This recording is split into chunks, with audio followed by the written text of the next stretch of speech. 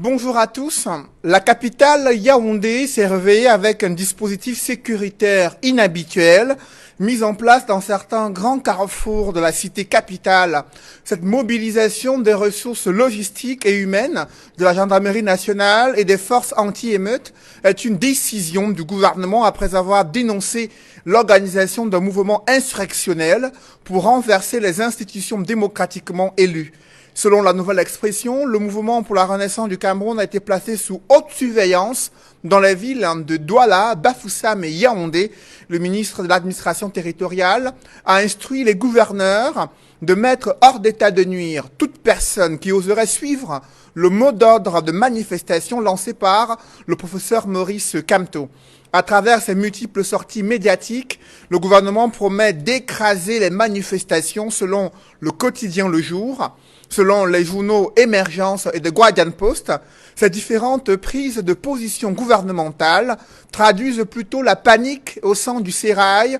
Cependant, le journal Cameroun Tribune estime que des Camerounais désapprouvent des manifestations annoncées par le MRC. Dans ce contexte de tensions politiques, les ambassades d'Allemagne et des États-Unis au Cameroun redoutent des émeutes durant la journée du 22 septembre 2020. Malgré les explications sur le caractère pacifique de ces manifestations du MRC et l'appel à un encadrement sans heurte de ces manifestations, le professeur Maurice Kamto n'a pas convaincu le RDPC, le secrétaire national à la communication du parti au pouvoir. Le professeur Jacques Famdongo pense que la marche pacifique, patriotique et républicaine que se propose d'organiser le MRC est illégale, anti-républicaine, insurrectionnelle, utopique et dolosive. Au regard de ce bras de fer entre le parti au pouvoir, le gouvernement d'un côté et le MRC et ses alliés de l'autre, l'interdiction des manifestations publiques et la mobilisation de la puissance publique sont-elles les signes d'un état de droit au Cameroun? Entre la révision du système électoral, la résolution de la crise anglophone et la malgouvernance, que valent les revendications de ces forces du changement? La réponse musclée et les menaces à peine voilées du gouvernement sont-elles appropriées face à ces revendications? Dans une tribune publiée en début de semaine, dans les colonnes de la presse, l'évêque de Bafang accuse, selon le Messager, la gouvernance actuelle d'être à l'origine de la détérioration des mentalités et exige la mise sur pied d'un code électoral consensuel. Selon Mutation, cet évangile de Monseigneur Abraham Comé embarrasse le pouvoir, engagé dans l'organisation des élections régionales sur fond de crise dans le nord-ouest et le sud-ouest, alors que les batailles font rage pour les investitures dans le RDPC et d'autres formations politiques. La question du statut spécial des régions anglophones n'est pas toujours réglée. Comment envisager une sortie de crise dans une telle atmosphère électrique? Ces questions brûlantes d'actualité constituent l'ossature de droit de réponse. Mesdames, Messieurs, bienvenue dans cette émission où le choc des idées fait jaillir la lumière. Et pour cette nouvelle édition de droit de réponse, je reçois sur ce plateau l'honorable député Samuel Motte. Bonjour. Bonjour Cédric. Je précise que vous êtes député RDPC dans le CAM, communicant du parti au pouvoir, expert comptable. Merci d'être avec nous ce dimanche. Merci pour l'invitation également. Je voudrais saluer la hiérarchie de la communication de RDPC qui a bien voulu que je puisse revenir sur les plateaux après quelques semaines, quelques mois de repos. Et sur le plateau de droit de réponse, Cyril Roland de Béchon. Bonjour. Bonjour, Monsieur Noufele, bonjour à tous les téléspectateurs de Droit de Réponse. Vous êtes la directrice exécutive de l'ONG Nouveau Droit de l'Homme. Merci d'être avec nous ce dimanche. C'est un plaisir d'être là. Sur le plateau de Droit de Réponse, il est consultant sur ce plateau, l'un des éditorialistes au quotidien La Nouvelle Expression. Avec vous, Edmond Kambia. Bonjour Edmond. Bonjour Cédric Noufele, je salue tous les copanélistes. Je renouvelle mes amitiés et mon affection sincère à tous les téléspectateurs fidèles de cette émission. Et le quatrième invité attendu ici est Maître Lavoisier de Sapir, avocat au barreau du Cameroun. Il est également cadre militant du SDF. Avec vous, Edmond Kamgial, le Cameroun observe une atmosphère de plus en plus tendue à l'approche de la date des manifestations publiques annoncées par le Mouvement pour la Renaissance du Cameroun et les autres alliés qui ont constitué une plateforme, disent-ils, plateforme pour le changement dans la paix. Que pensez-vous de cette réponse musclée de la part du gouvernement concernant ces différentes manifestations?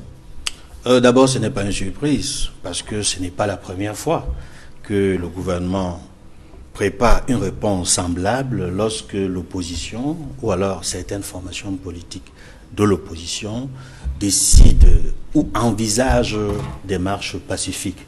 Dans le passé, ça s'est vu lorsque le SDF, qui est né, il faut le dire, dans le sang, à travers la marche historique du 26 mai 1990 à Bamenda, où il y a eu des martyrs, des morts. Aujourd'hui, c'est le MRC qui entend organiser des marches le 22 septembre, comme ils l'ont déjà fait dans le passé, notamment en 2019, et on sait les circonstances dans lesquelles les choses sont déroulées. Il y a eu la répression, et le décor est déjà planté, on pourrait le dire, pour la répression. Et les ministres de la République, plusieurs d'ailleurs, les ministres de l'administration territoriale, ont déjà mis en garde non seulement cette formation politique, ses militants, ses cadres et sympathisants, mais également tous les citoyens qui voudraient accompagner ce parti politique dans ce que le MRC, même à travers le message de son président national, a appelé un mouvement gigantesque, qu'au cas où les élections régionales sont organisées. Donc le décor est planté, manifestement, pour une situation qui sera difficile, qui va tendre davantage l'atmosphère, la tension politique et sociale au Cameroun. Nous souhaitons que cette tension baisse. Mais pour cela, il faudrait que de part et d'autre, c'est-à-dire du côté du gouvernement comme du côté de cette formation politique et d'autres formations politiques de l'opposition qui entendent manifester, que d'ici à ce jour-là, on ait le sentiment qu'il y a une volonté de dialoguer. Parce que c'est ce qui a toujours manqué dans ce pays. Parce que dans ce type de contexte, dans d'autres pays, en Europe, aux États-Unis, comme en Afrique, ce qui se passe pour détendre l'atmosphère politique, c'est que le gouvernement, à travers son chef de gouvernement, appelle le leader qui veut marcher ou les formations politiques qui entendent manifester pour discuter avec eux. C'est cela que nous souhaitons. On va en parler tout à l'heure, Edmond Kamkia, avec vous, Cyril Deschamps, sur l'interdiction des manifestations publiques telles qu'annoncées par le gouvernement, qui a d'abord parlé de manifestations publiques non déclarées pour justifier l'interdiction, et ensuite qui s'est appesanti sur l'objet de cette manifestation prévue le 22 septembre prochain. Vous avez suivi le porte-parole du gouvernement indiquer que lorsqu'il s'agit de demander le départ d'un chef de l'État qui a été réélu démocratiquement, cela est déjà un mouvement insurrectionnel aux yeux du gouvernement. Comment vous réagissez? Notre réaction, elle est à plusieurs niveaux. Elle est d'abord au niveau de ce contexte d'interdiction presque devenu la norme, ce que nous regrettons, parce que la réalité, même la sortie des gouverneurs était complètement des sorties arbitraires, tout simplement parce que le principe, c'est la liberté.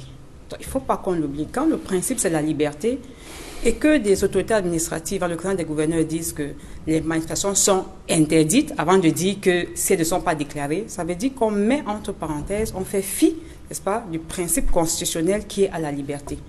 On aurait voulu que ce principe qu'est la liberté soit à chaque fois mis en avant et protégé ou respecté par tous les acteurs, par les autorités administratives qui sont censées assurer le maintien de l'ordre de la sécurité publique. Maintenant, sur l'objet des manifestations, nous, à Nouveau Droit de l'Homme, on a eu un débat assez long sur cette question et particulièrement, nous estimons que l'objet des manifestations tel que présenté par le MRC ne peut pas induire des manifestations pacifiques.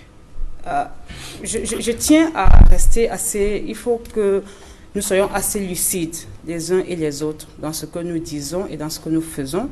Nous devons être assez responsables aussi, tous les acteurs qui agissent dans le champ de la démocratie, parce que la démocratie n'est pas l'anarchie. La démocratie a des règles.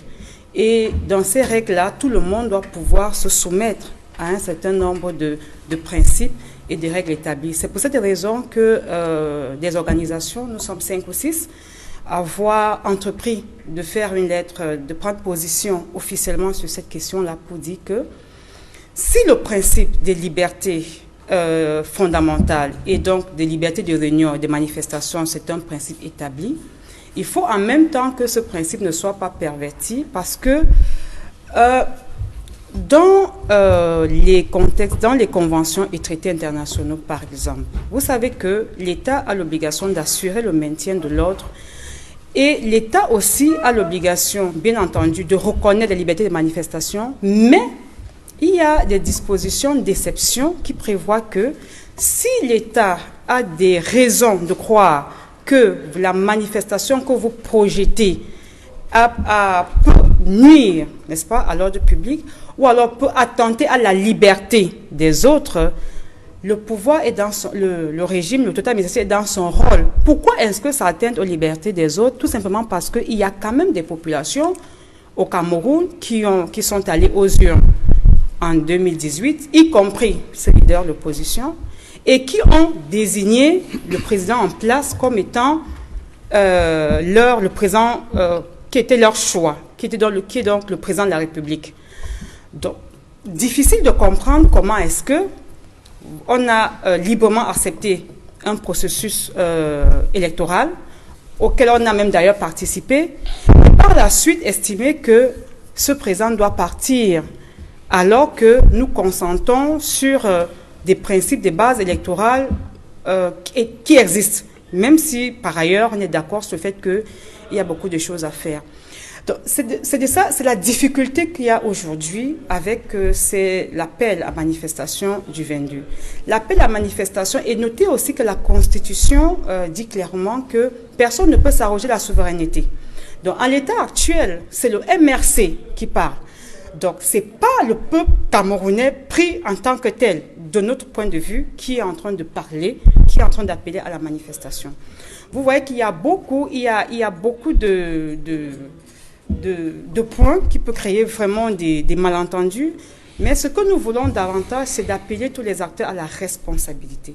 Monsieur Kamgala dit qu'il est important à ce stade, on a tous besoin de changement, ça c'est aussi évident, on a tous besoin que les choses changent, mais nous pensons que on doit faire attention à la légalité et à la légitimité de ce que nous posons, que ce soit du côté des forces du gouvernement en place, ou que ce soit des forces d'opposition, de la société civile. Donc, c'est dans ce sens-là. Bien évidemment, maintenant, il est clair qu'il y a trop d'exagération et trop de discrimination, parce que hier, à Yaoundé, j'ai vu des gens manifester, j'ai dit, mais waouh, il y a eu des mototaximans, des arrêtés, n'est-ce pas, il y a eu un décret, quelque chose, un arrêté de gouverneur, qu'est-ce que les gens font dans la rue? Donc c'est tout ça qui est assez embarrassant dans le contexte camerounais et qui nous donne beaucoup de travail et d'énergie à dépenser. Justement. Si effectivement le gouverneur a pris un arrêté, même si par ailleurs on contexte le contenu et tout, maintenant pourquoi ce 2 poids 2 mesures? Ça peut donc réduire, ça peut donc dévoyer, n'est-ce pas, le fond de l'acte qui s'inscrivait dans un acte de prévention et d'interpellation des acteurs politiques. Après vous, honorable Samuel Maud, sur ces questions de manifestation publique, alors que les autorités administratives ont interdit toute manifestation publique non déclarée, estimant que les motifs des manifestations projetées le 22 septembre prochain sont des motifs qui laissent entrevoir un mouvement insurrectionnel.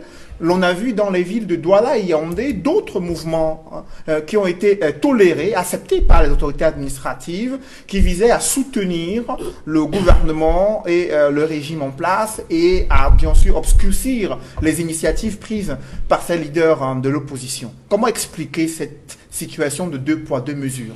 Tout simplement parce qu'une interdiction d'ordre général n'aurait pas un sens dans une république et serait, à mon avis, anticonstitutionnel, parce qu'on ne peut pas enlever des droits fondamentaux à un certain nombre d'individus. Manifester, exprimer son opinion, rentre dans des droits qui nous sont garantis par la Constitution également, par les traités internationaux. Et donc, à ce titre-là, on ne peut pas faire une interdiction d'ordre général. Je n'ai pas très bien lu les textes, les arrêtés les décisions des gouverneurs auxquelles vous faites allusion, mais il me semble que ce n'était pas une interdiction d'ordre général. À partir du moment où, effectivement, il y a une déclaration qui est faite, c'est le principe, il est constitutionnel, il est également inscrit dans la loi de 1990. Normalement, l'autorité administrative se doit d'examiner pour pouvoir voir si on peut manifester ou pas. Je crois que dans le cas, effectivement, mais je peux également prendre un pari pour pouvoir continuer mon raisonnement, il n'y aura pas de manifestation le 22. Il n'y aura pas de manifestation le 22, tout simplement parce qu'effectivement, ça fait partie des modes opératoires d'un parti opposition aujourd'hui qui s'illustre par des menaces, par de l'intimidation, par des provocations. Et j'aime citer un auteur célèbre qui dit la meilleure manifestation du pouvoir, c'est la retenue. La manifestation du pouvoir qui a impression le plus, c'est la retenue. Quand on n'est pas dans le retenue à pouvoir dire si vous ne faites pas ça, vous allez voir ce que vous allez voir, par la suite on devient ridicule. Mais pour revenir à ce point précis-là des manifestations et de la possibilité également qui est laissée au pouvoir public d'interdire, je dois vous dire effectivement, et madame l'a si bien souligné, que dans une république également on a besoin de l'ordre. La démocratie, effectivement, a un certain nombre de codes qu'il faut respecter. Et personne et aucun pays au monde, on ne peut tolérer des annonces insurrectionnelles qui sont lancées par un certain nombre de personnes. Fusillés, effectivement, des gens d'un très haut niveau de qualification. Mais qu'est-ce qui fait le caractère insurrectionnel de ces manifestations alors qu'elles ne sont pas encore tenues, selon vous? Si vous admettez avec moi qu'effectivement, que lorsqu'on est dans une dynamique insurrectionnelle, on peut évidemment perdre son droit à pouvoir organiser un événement comme celui-là, effectivement, on peut commencer à raisonner. Je voudrais insister là-dessus. Même en 1789, à l'époque, on venait de guillotiner le roi, où on pense qu'effectivement, on s'installe un esprit de contestation à l'intérieur du corps social. Vous voyez très bien, quand on dirige la déclaration de l'homme et du citoyen, on s'empresse, après avoir énuméré quelque part que les hommes naissent égaux et en droit et en devoir, à l'article 4, on tient à mentionner qu'effectivement, que cette liberté a un certain nombre de limites à condition que cette limite-là soit inscrite quelque part dans la loi. Lorsque vous allez un peu plus loin, lorsque cette fameuse déclaration est reprise sur le plan international, là également vous allez voir qu'il y a une panoplie de limites sur lesquelles il va revenir un peu plus tard. Et donc pour cette raison-là, dans le cadre également de notre corpus juridique, vous verrez très bien qu'effectivement, c'est consacré dans la Constitution qu'on peut s'exprimer librement, c'est ce que nous faisons aujourd'hui. La personne également qui lance le mot d'ordre insurrectionnel, c'est également une liberté d'expression. Mais il faut bien admettre qu'à un moment donné, cette liberté d'expression-là est bel et bien encadrée en disant effectivement, à condition que vous respectez un certain nombre de lois, c'est ce que la loi de 1990 nous enseigne, effectivement, on peut vous donner la possibilité de manifester. Très bien. Alors, la personne à laquelle on recourt pour pouvoir savoir si on peut manifester, qu'on le veuille ou pas, c'est une autorité administrative consacrée ici par un sous-préfet de la République. Et ce sous-préfet de la République, on lui dit effectivement deux choses. Première chose, lorsqu'on vous a déclaré une manifestation, vous devez vous empresser de délivrer un récépissé. Mais devoir vous est également fait de dire, d'analyser, pour pouvoir voir si le conseil est favorable pour pouvoir donner, pas l'autorisation, laisser libre manifestation aux gens effectivement qui veulent manifester. Et en cela, Cédric Noufélé, qu'est-ce que vous avez comme critère d'analyse? Qu'est-ce que vous avez comme grille d'analyse pour pouvoir savoir que entre les soucis de maintien de l'ordre et la liberté qui doit être exercée par un droit fondamental, qu'est-ce qui vous offre à vous comme grille d'analyse? C'est deux choses. La première chose, c'est la bonne foi. C'est-à-dire que là, lorsque moi je viens vers vous en tant qu'autorité administrative en disant que je veux manifester, je dis bien effectivement c'est une manifestation pacifique. Dans le cas d'espèce, on n'a même pas pris ces précautions-là pour dire que c'est une manifestation pacifique, on l'a inscrit dans l'insurrection. Parce qu'on veut chasser un président de la République, elle ne peut plus être manifeste, elle ne peut plus être pacifiste, ce genre de manifestation. Mais premièrement, je vous dis, je peux être pacifiste. Je dois rentrer dans mes entrailles pour pouvoir essayer de décoder, pour pouvoir savoir si, en tant qu'individu, en tant que leader d'opinion, est-ce que vous pouvez, à travers cet événement-là que vous voulez organiser, vous pouvez effectivement le contenir pour pouvoir en faire un événement pacifique. Si vous avez franchi cette grille d'analyse, effectivement, en toute bonne foi, on peut vous donner. Mais là également, lorsque vous avez le doute, vous vous référez à quoi? Au fait précédent. C'est-à-dire que lorsque telle personne a l'habitude de manifester, quelles sont les conséquences qu'on peut en tirer? Qu'est-ce qu'il y en a eu comme conséquences? Parce que quand vous mettez en relief entre les bains séculaires qui fonctionnent, qui manifestent pacifiquement à Yaoundé et à Douala, et les gens qui, depuis 2018, appellent à l'insurrection, le fait précédent ne plaide pas pour des gens qui, depuis 2018, ont dit effectivement, je vais faire semblant de participer à une élection présidentielle. Vous n'êtes pas autorisé. Attendez.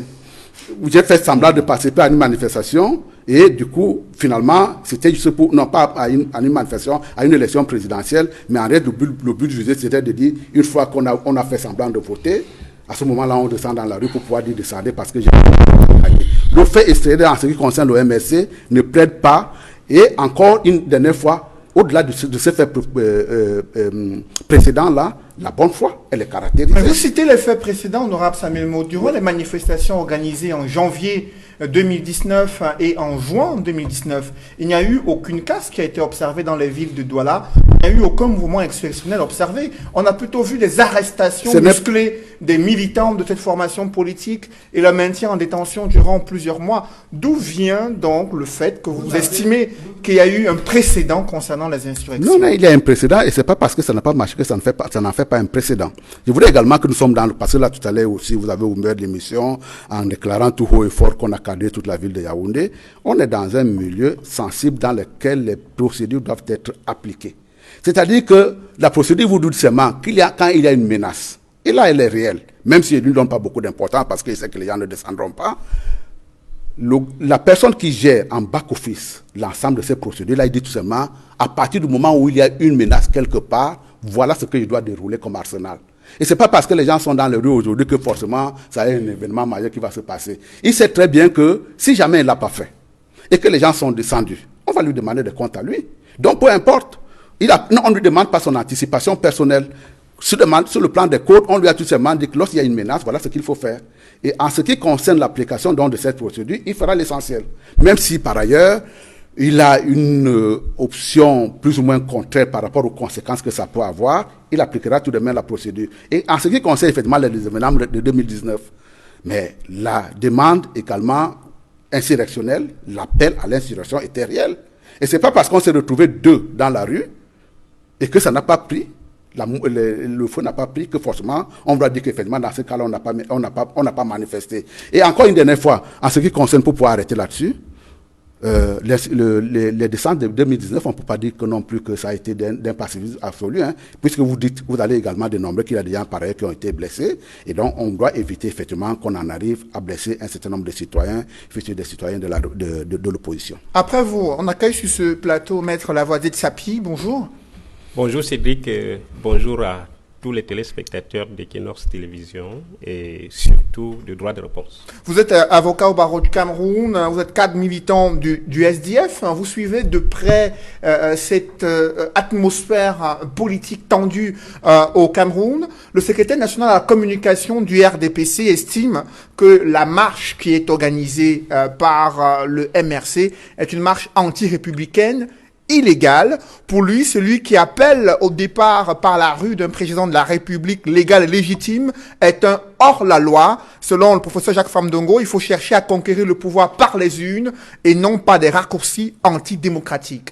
Comment appréciez-vous la réaction du RDPC face à ces manifestations publiques annoncées pour le 22 septembre prochain? Je crois que depuis 1990, ni le RDPC, ni les gouvernements successifs constitués par M. Paul Biya n'ont jamais accepté le multipartisme et la pluralité d'opinions dans notre pays. Le RDPC se bat depuis plus de 30 ans pour imposer aux Camerounais la pensée unique. C'est ce qui se passe actuellement. Mais avant de continuer, je crois qu'il faut repréciser le cadre juridique de la liberté d'expression. Parce que exprimer une idée, même dans la rue, il y a un cadre juridique accepté par le Cameroun. Et je vais vous le donner.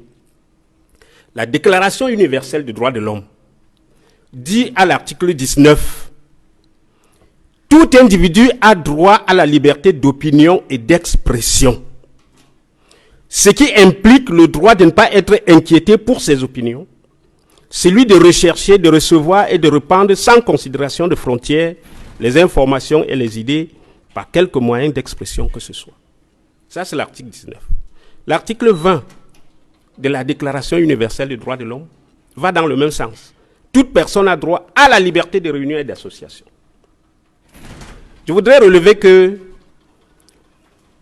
la Déclaration universelle des droits de l'homme, en 1966, est divisée en deux pactes. Le pacte des droits civils et politiques, le pacte des droits économiques, sociaux et culturels. Et la liberté d'opinion, d'expression, de réunion fait partie du pacte des droits civils et politiques. En 1977, le Cameroun a ratifié les deux pactes, faisant de la Déclaration universelle des droits de l'homme une loi interne au Cameroun.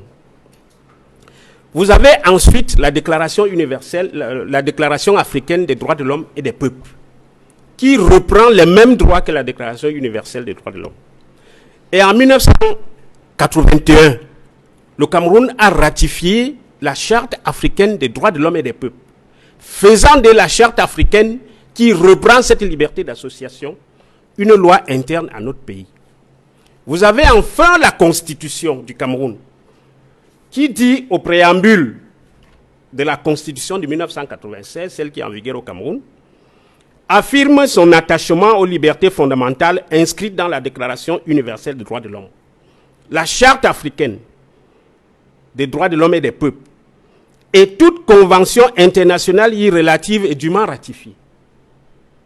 Je voudrais terminer en disant que l'article 2 du Code pénal camerounais dit que les traités internationaux et les conventions dûment ratifiées par notre pays s'imposent au Code pénal.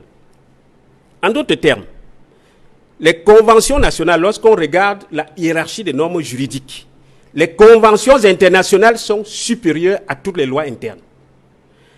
Donc, la Déclaration universelle des droits de l'homme, la Charte africaine, la Constitution camerounaise proclament la liberté de se réunir et d'exprimer ses opinions, même dans la rue.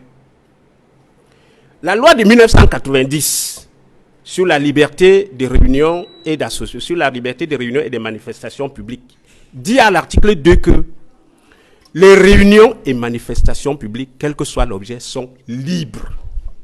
Libres. C'est la loi camerounaise qui le dit. Toutefois, elles font l'objet d'une déclaration. Elles font l'objet de la déclaration, pourquoi? Parce que la déclaration, c'est une information. On informe l'autorité administrative qu'on doit marcher. Parce que la démocratie suppose qu'on permette à toutes les opinions politiques, à tous les courants politiques de s'exprimer. Mais le souci ici, c'est le fait qu'il y a un appel au départ du président de la République. C'est l'argument que brandit le gouvernement pour justifier l'interdiction des manifestations et mobiliser la puissance publique face à ces manifestations projetées. Comment vous réagissez? L'appel au départ du président Paul Biya est la manifestation de la liberté d'opinion. Ceux qui ont voté un président peuvent dire au président, on ne veut plus de toi, on veut que tu partes.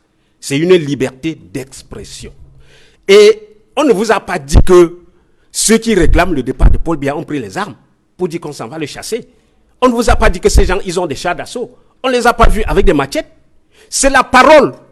La loi dit qu'on ne peut pas interdire la parole. Parce que je voudrais le relever à l'attention des militants du RDPC. Les autorités administratives n'ont aucun pouvoir d'interdire une manifestation. Aucun pouvoir. À partir du moment où les conventions internationales ont posé le principe de la liberté sans restriction, et je voudrais relever que le RDPC a constamment bénéficié de cette liberté. Souvenez-vous, en 1990, lorsque on arrête les Yondo Black et consorts, les Yondo Black et Kane Anisset et Kouyanriet et autres, Albert Moukong, Vincent Feko et tout ça, lorsque le SDF s'engage à lancer son parti, le RDPC déclenche des marches sur l'ensemble du territoire en 1990 pour dire non à la démocratie précipitée, non au vent d'Est, non au modèle importé. Le RDPC n'a jamais demandé l'autorisation. C'était des manifestations spontanées. S'il vous plaît, vous n'avez jamais demandé, vous avez marché. Il vous souvient que le SDF a marché en 90. Il vous souvient qu'après l'état d'urgence, nous n'avons pas eu besoin de demander l'autorisation parce que cela participe de la liberté d'expression et d'opinion. En 1992, quand il y a eu hold-up électoral sur la victoire de John Frundi, le SDF a marché de 1990 jusqu'à 1996. En 1997, quand vous avez imposé les délégués du gouvernement pour remplacer les maires élus du SDF. Dans les villes du Cameroun, nous avons marché pendant 1 an au Cameroun. Nous n'avons pas demandé l'autorisation. Le chairman John Frudy lui-même était en tête de plusieurs marches à Yaoundé pour réclamer l'informatisation du fichier électoral, pour réclamer la commission électorale indépendante. Nous avons marché. Quand ça vous plaît, vous marchez. Dernièrement, quand Femme Ndongo, dont vous parlez, je vais revenir sur Femme Ndongo, quand Femme Ndongo a recruté les enseignants du supérieur, ils ont marché pour dire merci à M. Paul Biya parce qu'il nous a recrutés. Ce n'était pas une marche qui était autorisée. Lorsque l'ambassadeur de France est intervenu contre le président de la République, vous avez fait marcher des jeunes à Yaoundé, à l'ambassade de France, pour dire que la France ne doit pas se mêler des affaires du Cameroun. Vous n'avez pas demandé l'autorisation. Dernièrement, vous avez fait marcher les instituteurs dans les rues de Yaoundé. Vous n'avez pas demandé l'autorisation parce que cela participe de la liberté d'opinion. Les Camerounais doivent exprimer ce qu'ils pensent, sans restriction. Maintenant, ce qui se passe dans un État démocratique, c'est que quand l'autorité administrative est informée d'une marche, cette autorité, de par la loi sur le maintien de l'ordre, requiert la force publique. Et la force publique est là pour encadrer les manifestants, pour leur faire marcher de là où ils veulent, exprimer leur opinion jusqu'à leur point de chute. Et après, chacun rentre chez lui. Mais nous avons constaté que le RDPC utilise les autorités administratives pour bâillonner la liberté d'expression dans notre pays. Nous avons vu par exemple que un sous-préfet à Banja a interdit l'installation d'un bureau d'une circonscription du SDF. Un bureau qu'on a élu régulièrement, on vient pour installer le bureau. Moi, j'étais là. Le sous-préfet sort un arrêté d'interdiction qu'on ne doit pas installer le bureau de la circonscription du SDF. Sous prétexte qu'il y a atteinte à l'ordre public. Quand c'est le RDPC, on ne parle pas d'ordre public. Quand c'est l'opposition, on parle d'ordre public. Donc la notion d'ordre public que vous utilisez, vous l'utilisez à mauvais escient pour empêcher les Camerounais de manifester leur opinion. Et je voudrais chuter là en disant que le professeur Jacques Fame Ndongo est très mal placé pour donner les leçons de démocratie aux citoyens camerounais. Pourquoi? Parce que il vous souvient que quand on arrête les professeurs Yondo Black et autres, en 1990, en février 1990, en mars 1990, Jacques Fame Ndongo signe un communiqué. Il travaillait à la présidence en tant que directeur du courrier présidentiel. Jacques Fame Ndongo signe un communiqué pour dire on n'a pas arrêté le bâtonnier Yondo Black, les Ekane Anisset et autres parce qu'ils voulaient créer un parti politique. On les a arrêtés parce qu'ils tentaient de renverser les institutions. Des gens qui s'étaient regroupés pour discuter sur le statut d'un parti de l'opposition. Ça devenait la subversion, l'insurrection. On les a arrêtés. Fame Ndongo a signé qu'on ne les a pas arrêtés pour ça. D'ailleurs, la Constitution prévoit que, à l'article 3, la Constitution de 1972, prévoit qu'à l'article 3, les partis politiques concourent au suffrage. Vous retrouvez cette expression dans le texte que Fame Ndongo a signé en 2020. Cette année, qu'il vient de signer en septembre 2020, la compte Camto, vous retrouvez les expressions qu'il a utilisées en 90. Quand il dit ça, que la création d'un parti politique n'est pas interdite, le SDF déposait ses statuts. Et quand on veut lancer le SDF, c'est le même Jacques Fame Ndongo, conseiller du président de la République, qui conseille qu'on militarise Bamenda et qu'on tue les citoyens. Parce qu'on voulait lancer un parti politique. Donc vous voyez que ce monsieur n'est pas bien placé pour donner les leçons de démocratie. Parce que c'est l'un des idéologues de la dictature que nous connaissons dans ce pays. Ça dit que quand ça lui convient, il vous dit ça, c'est pas bien, ça, c'est pas bien. Quand c'est le RDPC, on trouve que tout est parfait. J'ai dit non. Il faut que les Camerounais manifestent. Le 22, il y aura marche, M. Mott. Après vous, justement... il y aura marche. Les gens vont descendre dans la rue, même le SDF. Vous retrouverez les militants du SDF. Parce que ce que le MRC réclame aujourd'hui, c'est ce que le SDF réclame depuis 1990. On va justement parler du fond de ces revendications tout à l'heure. Maître honorable Samuel Mott, sur le fait que l'autorité administrative privilégie le parti au pouvoir lors des manifestations publiques et muselle l'opposition à travers des mécanismes frauduleux, comme l'indique Maître Tsapi. Que répondez-vous? Non, les mécanismes ne sont pas frauduleux, mais je peux bien comprendre que vous puissiez utiliser ce thème-là parce qu'il a été dans l'égarement tout à l'heure et je crois que cet égarement-là vous a emporté vous aussi. Il a une citation sélective d'un certain nombre d'articles des lois qui m'indisposent, moi. Premièrement, commençons par l'essentiel. Déclaration des droits de l'homme et du citoyen de 1789. Je vous dis bien... Non, attendez. Attendez. 1948. J'en viens, maître. Je n'ai pas cité... C'est la mère de l'ensemble de ces déclarations-là, même si vous voulez le recuser, c'est la mère de toutes les déclarations que l'on connaît aujourd'hui. Article 4, on n'est pas allé bien loin. À partir du moment où on a déclamé un certain nombre de choses, naître égaux en droit et en devoir, l'autorité provient du peuple, bien entendu, association des politiques concourant à la défense des droits de l'homme. Article 4, on vous dit, la liberté consiste à pouvoir faire tout ce qui ne nuit pas à autrui. Et dans le cadre de ces libertés-là, il existe bien des normes. Et ces normes-là peuvent être déterminées par la loi. Il ne l'a pas cité. On peut vous Ça dire... n'existe pas dans la déclaration de 1948 que voici, que j'ai citée. Mais vous me laissez continuer? Oui, mais et là également, l'article 4 de la Déclaration universelle des droits de l'homme dit « Nul ne sera tenu en esclave ». Je vous ai cité, le texte qui est le texte mère de la... Non, quel texte mère? Mais vous me laissez terminer. Quel texte mère? Maintenant, j'en viens en... Ce texte que vous citez ne fait pas partie des normes juridiques camerounaises. Ça ne fait pas partie. J'en viens. Il y a toujours une source. Ayez un peu de patience. Maintenant, revenons à son... dépassé. Oh là là. Venons-en maintenant à la Déclaration universelle des droits de l'homme. Quand il fait ses citations, il cite l'article 19 et l'article 20, mais il ne veut pas aller bien plus loin. Pour une raison simple, il n'a pas envie effectivement là de dire ce qui le contrarierait lui. Mais l'article 29 est un peu plus loin. Dans l'exercice de ses droits et dans la jouissance des libertés, chacun n'est soumis qu'aux limitations établies par la loi, exclusivement en vue d'assurer la reconnaissance et le respect des droits et libertés d'autrui, afin de satisfaire aux justes exigences de la morale, de l'ordre public et du bien-être général dans une société démocratique. Ça, c'est une limite. Elle est fondamentale. Pourquoi est-ce qu'il ne cite pas cette loi-là? Là également, quand il va un peu plus loin, il revient effectivement à notre texte, celui de 1990. Il se borne tout simplement à dire qu'effectivement, qu'il y a une obligation de déclarer. Mais il y a un article quelque part plus loin, article 8, qui dit effectivement que lorsque le sous-préfet a reçu la déclaration d'en manifester, il doit délivrer le récépissé. Immédiatement. Je suis d'accord pour l'immédiateté. Immédiatement.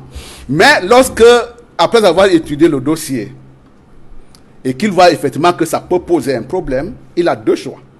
Il a soit modifier l'itinéraire, soit effectivement dire, dans ces conditions-là, ça ne peut pas se tenir. Mais dans la pratique, justement, on aura dans la pratique, on revient... n'a jamais... Parce que vous ne citerez... Par contre, le SDF, avant même l'existence du MRC, a essuyé plusieurs refus d'intervention. Parce que vous ne citerez nulle part un événement qui a été organisé par le RDPC et qui a dégénéré par la suite. C'est pour ça que je vous ai parlé tout à l'heure du fait du précédent.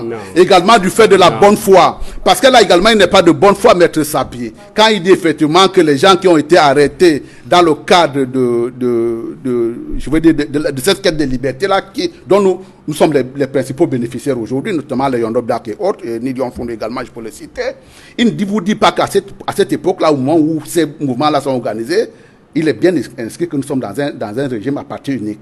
Et commencer à sortir de ce carcan-là, effectivement, en pensant, là, effectivement, on était dans une situation où on était en train d'enfreindre la loi. D'où la réaction du professeur Jacques Famen-Ndongo à l'époque en disant, compte tenu du fait que cette démarche-là, elle n'est nullement inscrite dans la loi, parce que dans notre corpus actuel, on ne reconnaît que l'existence d'un parti politique. Effectivement, on restera dans ce cadre-là en attendant que par le biais soit des négociations, soit des rapports de force également, soit parce que le gouvernement en place l'aura bien voulu, parce que le président également de la République, son excellence Paul Biya, sait écouter le peuple, on peut également bouger. Et il faut mettre ça dans ce contexte. Et là également, nous sommes dans une république, je voudrais terminer là-dessus. Tout ce que nous devons faire doit subir un encadrement. Et écoutez-moi bien, très bien. Est-ce qu'on peut encadrer les manifestations projetées le 22 septembre prochain? Est-ce qu'on peut les encadrer avec les forces de l'ordre? Ce sera au gouvernement, ce sera à l'administration de maintien de l'ordre à répondre à cette question. Mais je voudrais tout simplement vous mettre également là aussi les choses en perspective. Partout ailleurs, il arrive souvent qu'on autorise, quand on pense effectivement que ça ne peut pas apporter des troubles à l'ordre public. Cette notion de trouble à l'ordre public également tient, les gouvernants tiennent effectivement à ce que les conditions de manifestation puissent être respectées. Lorsque vous êtes, par exemple, levé pour pouvoir faire une manifestation banale, effectivement, on peut vous donner. Je vais vous prendre un exemple. Dans le cadre de manifestation des gilets jaunes en France, ça a été autorisé, n'est-ce pas? Ça a été très souvent autorisé, 2 fois encadré, mais il y a un élément que vous ne devez pas perdre de vue. Si on les laisse le faire, parce qu'effectivement, ils pourront casser 2 ou 3 boutiques, on peut effectivement le supporter, mais à partir du moment où il y a un Rubicon qui est franchi, effectivement, on voit très bien que l'État se referme.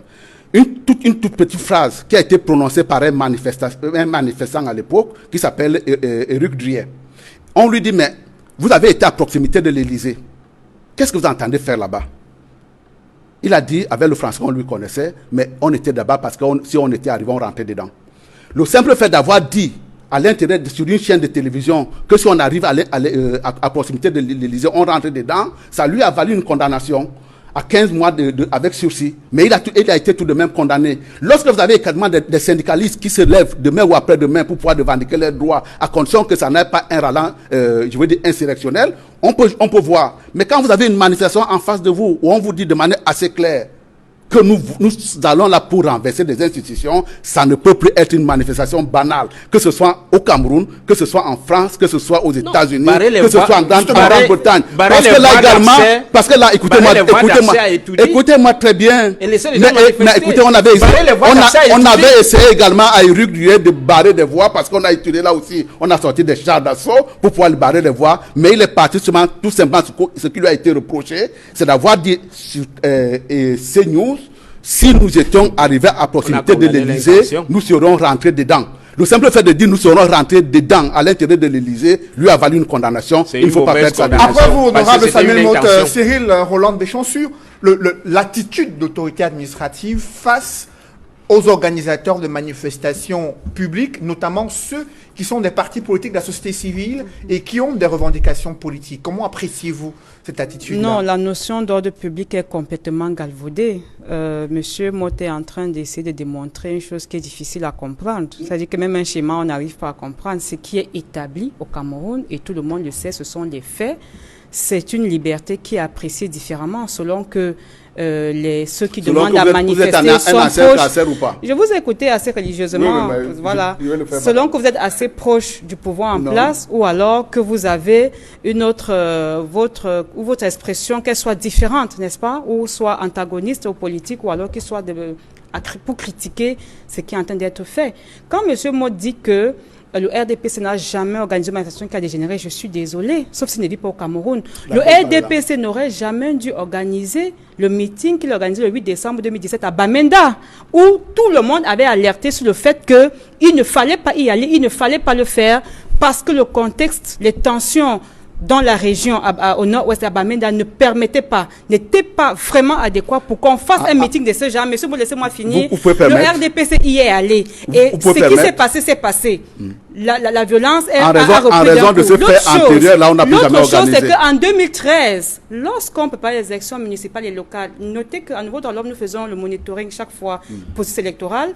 En 2013, j'oublie seulement la localité, c'était même la désignation des représentants, des candidats du RDPC. Donc, c'était une bagarre au sein du RDPC. C'était pas avec un parti. Et le RDPC avait pourtant autorisé cette manifestation. Monsieur Maud, laissez-moi parler. Donc, c'est pour dire que une liberté, un droit fondamental, comme il explique, n'est-ce pas, ne s'apprécie pas à la tête du client. Et monsieur Maud nous conforte dans cette appréciation qu'ils font, parce qu'il fait dire, on peut vous, ce sont ces mots depuis là, on peut voir. On peut vous accorder, mais c'est pas possible. C'est pas de ça qu'il s'agit. Il s'agit pas de voir. Ça doit pas vous plaire. Il s'agit de laisser, de respecter en fait ce droit. Et respecter ce droit en droit veut dire que vous laissez les gens faire ce qu'ils ont à faire, parce que vous vous abstenez vous abstenez, vous l'autorité, n'est-ce pas, à bloquer leurs droits. C'est de ça qu'il s'agit en matière de liberté fondamentale. Il ne s'agit pas de voir si est-ce que ce que je veux dire plaît au régime ou pas. Je ne suis pas obligé de plaire au régime, n'est-ce pas? Donc, la réalité, c'est que, monsieur Nouffelé, on a un problème au Cameroun. C'est qu'on a une dérive dictatoriale qui prend de l'ampleur et qui inquiète. Quels sont les éléments qui constituent cette dérive-là, selon vous? Les restrictions de l'espace civique au Cameroun sont absolument graves et ça préoccupe. c'est pas aujourd'hui qu'on en parle. On en parle depuis quelques années déjà, où même les simples réunions sont interdites. Moi, j'en ai payé les frais en 2018. Je faisais une réunion sur liberté publique, n'est-ce pas? D'ailleurs, couvert même par vos médias, où le gouverneur, le sous-préfet à l'époque, a fait débarquer toute une escouade de policiers. Et ce n'est pas que nous ne sommes pas les seuls.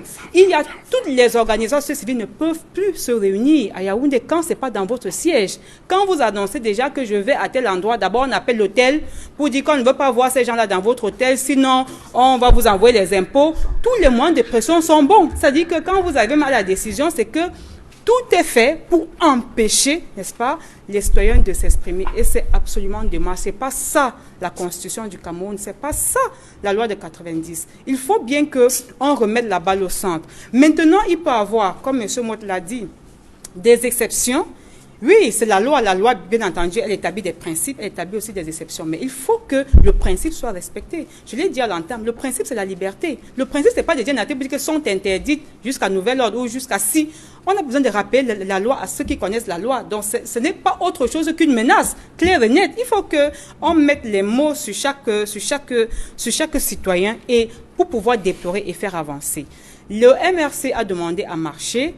Je l'ai dit à l'entame. Pour renverser les institutions républicaines. Le fond des revendications, justement, Cyril Roland de Béchon, vous vous êtes réunis pour vous exprimer et analyser le fond des revendications posées par cette formation politique, d'abord sur le système électoral. Pourquoi vous avez estimé que cette question, cette revendication était pertinente à vos yeux? Cette revendication est pertinente parce que nous y travaillons depuis que NDH existe. Il faut noter que la revendication du code électoral commence avec l'Église catholique à travers le service national justice et paix. Et nous travaillons avec le service national justice et paix à l'époque pour faire cette campagne de plaidoyer et de demande la mise en place d'un code électoral au Cameroun. Le travail préliminaire, il y en a plein qui nous écoutent. Justin Maboud, ils sont pleins qui savent quel est le travail que la conférence épiscopale avait fait à l'époque avec NDH. Ensuite, nous avons d'ailleurs continué ce plaidoyer. En 2012, nous étions aux consultations menées par le Premier ministre pour l'adoption du Code électoral. C'est pour dire que c'est une préoccupation profonde de nouveaux droits de l'homme et des organisations qui travaillent depuis quelque temps. Ce n'est pas un problème qui est nouveau. Vous voyez? Donc, c'est un problème qui date et nous avons toujours dit que cette règle, la règle du jeu qui concerne le Code électoral, est une règle fondamentale en matière de démocratie. Parce que c'est une question qui est liée à la dévolution du pouvoir. Et il n'y a rien d'autre d'aussi important que la dévolution du pouvoir dans un système qui se veut démocratique. Et donc, depuis, on a toujours dit, et on continue de le dire, le code électoral en l'état ne peut pas produire des élections justes, libres et transparentes au Cameroun. Ça, on l'a dit depuis et on continue de le dire. C'est pas comme si MRC c'est pas comme si on commençait à parler du code en 2018, n'est-ce pas, ou en 2020 avec le MRC. Non, je suis désolée. Il y a un travail de fond qui a été fait, n'est-ce pas? On a même d'ailleurs fait un document que nous avons appelé les 100 problèmes du code électoral. Ça, c'est après l'adoption en 2012. Et vous voyez même qu'après l'adoption, il y a eu deux amendements, deux modifications de cette loi du code électoral avant même son entrée en vigueur. Ça démontrait déjà à quel point ce code a un problème. Je vais vous surprendre. Et les CAM, rapport élection présidentielle 2011, lisez ce rapport. L'une des recommandations phares d'Elections Cameroun dans ce rapport, c'est que le code électoral doit être revu parce qu'il y avait des points, même selon l'organe en charge des élections, qui disait que ce code-là nous a posé des problèmes parce qu'il y a tel point, telle disposition, où il y a eu vraiment des accrochages en termes d'explication, en termes de compréhension. Donc on ne peut pas être. Ça veut dire que si Elecam reconnaît, et d'ailleurs même le MINAT, n'est-ce pas? Il ne sait pas pourquoi souvent quand il y a du RDP, ça arrive sur le plateau, ils ont la mémoire courte. Même le MINAT l'avait reconnu officiellement aux sorties des élections présidentielles de 2011, qu'il y avait effectivement des problèmes et que, voilà, on s'attendait justement à l'époque. Mais les problèmes, ils sont nombreux. Il y avait la question de la composante sociologique. Il y avait la question de la composante de la fête de genre, le mot qui tombait là comme un cheveu dans la soupe. Il y avait la question des commissions locales, départementales et l'implication de l'autorité administrative. Il y avait plusieurs questions, monsieur Mott, et je suis prête à vous partager les documents, n'est-ce pas, sur les problèmes du code électoral qui ont été évoqués. Vous n'allez pas faire comme c'était un problème qui est récent, c'est un problème qui est connu, et je dis le rapport d'Elections Cameroun, vraiment, allez lire, c'est pas un texte de NDH, il est disponible sûrement quelque part. Justement, face à votre plaidoyer, plaidoyer, Mais- comment réagit, je vous en prie, honorable Samuel Mout, face à votre plaidoyer, comment réagit le gouvernement depuis de nombreuses années que vous menez ce plaidoyer? Comment réagit officiellement le gouvernement sur ces revendications de révision et amélioration du système électoral au Cameroun? Bon, c'est une réaction que nous connaissons tous, qui a des mi-teintes. Il y a tantôt une attitude de bonne compréhension, de faire comme si oui, c'est normal, on va le faire, mais ils vont le faire à leur rythme. Parfois, c'est comme si non, c'est pas vrai. Mais je dis, au sorti de 2011, ça semblait être un peu plus clair. On croyait qu'on allait dans ce sens-là parce que c'était un essai. Il fallait voir ce qui se passait en 2013 aussi, élections municipales et législatives. Mais aujourd'hui, il semble que les choses sont en train de se coincer davantage parce que on se rend compte, comme je vous l'ai dit, depuis 2016, où vraiment les questions de consensus, les questions d'inclusion dans le champ politique, les questions de dialogue politique sont en train progressivement de ficher le camp. Et nous sommes inquiets. Nous sommes inquiets justement que on soit davantage en phase de lever de boucliers, des tensions et même d'une politique qui est dans le sens d'entretenir même la tension. C'est absolument dommage parce qu'effectivement, on pense que la démocratie, c'est un processus qui se construit et qui se construit à travers... et puis, c'est même ça la base de la démocratie. La démocratie, elle est représentative, c'est vrai, mais elle est aussi à la base d'un consensus. Il faut bien qu'il y ait un consensus pour qu'il y ait un processus démocratique qui marche. Justement. Mais si vous appliquez des choses et que les autres acteurs qui forme donc ce corpus-là qui doit mettre en place la démocratie. On est désolé, je ne suis pas sûr qu'on construit encore la démocratie au Cameroun. On est en train de faire carrément autre chose. Après vous, Edmond Kandia, sur ces revendications du système électoral, comment appréciez-vous l'attitude du gouvernement face à cette revendication posée sur la table aujourd'hui par le Mouvement pour la Renaissance du Cameroun et également le SDF à travers le récent communiqué du chairman du SDF? Je voudrais d'abord faire une précision par rapport au débat tout à l'heure qu'il y a eu sur les textes, deux textes, notamment le texte que citait M. Motte de 1789 sur la Déclaration des droits de l'homme et du citoyen et la Déclaration universelle des droits de l'homme du 10 décembre 1948 que citait Maître Tsapi. Je voudrais juste... Je l'ai cité aussi l'autre dernier. Oui, par la suite. Oui, non, je veux dire qu'il y a deux textes qui s'affrontent selon le débat qu'on a eu tout à l'heure. Il y a une genèse. Oui, je le sais. Je voulais parler de la genèse. Permettez, allez-y, Monsieur Motte, que je déroule pour dire que la Déclaration universelle des droits de l'homme du 10 décembre 1948 est la synthèse de tous les textes antérieurs connus en matière de défense des droits de l'homme. C'est la référence internationale sur les droits de l'homme. Très bien. Donc c'est la version améliorée de tous les textes antérieurs, y compris celle des droits de l'homme et des droits et devoirs du citoyen de 1989. Je voudrais qu'on s'entende là-dessus pour évoluer. Pour dire que s'il faut citer un texte, la référence, c'est la Déclaration universelle des droits de l'homme, que la Constitution camerounaise du 18 janvier 1996 a expressément cité dans son préambule, qui dit « Le Cameroun affirme son attachement aux libertés fondamentales, à la Déclaration universelle des droits de l'homme, à la Charte des Nations Unies, à la Charte africaine des droits de l'homme et des peuples, aux conventions internationales dûment signées et ratifiées. » C'est ce que dit le préambule. Plus loin, à l'article 45 de la Constitution camerounaise en vigueur, il est indiqué que les traités ou accords internationaux régulièrement signés et ratifiés ont une autorité supérieure aux lois dès leur publication. Quand je le dis ainsi, je rappelle également que la liberté de manifester est un droit fondamental. Ça fait partie de ce que la Constitution a appelé les libertés fondamentales. Il n'y a pas de doute là-dessus. Et si le Cameroun est un état de droit, c'est qu'il respecte toutes les libertés, y compris le droit de manifester. Et la manifestation, il faut le dire, est prévue par des lois en vigueur, notamment la loi sur les réunions et les manifestations publiques, qui encadrent leur exercice. Et tout à l'heure, M. Motte nous a bien rappelé ce que dit l'article 8. Et je tenais à lui dire, quand il le développait, que lorsque un parti politique fait une déclaration, il reçoit immédiatement, c'est-à-dire que le récépissé lui est remis immédiatement. C'est ce que dit l'article 8. Oui.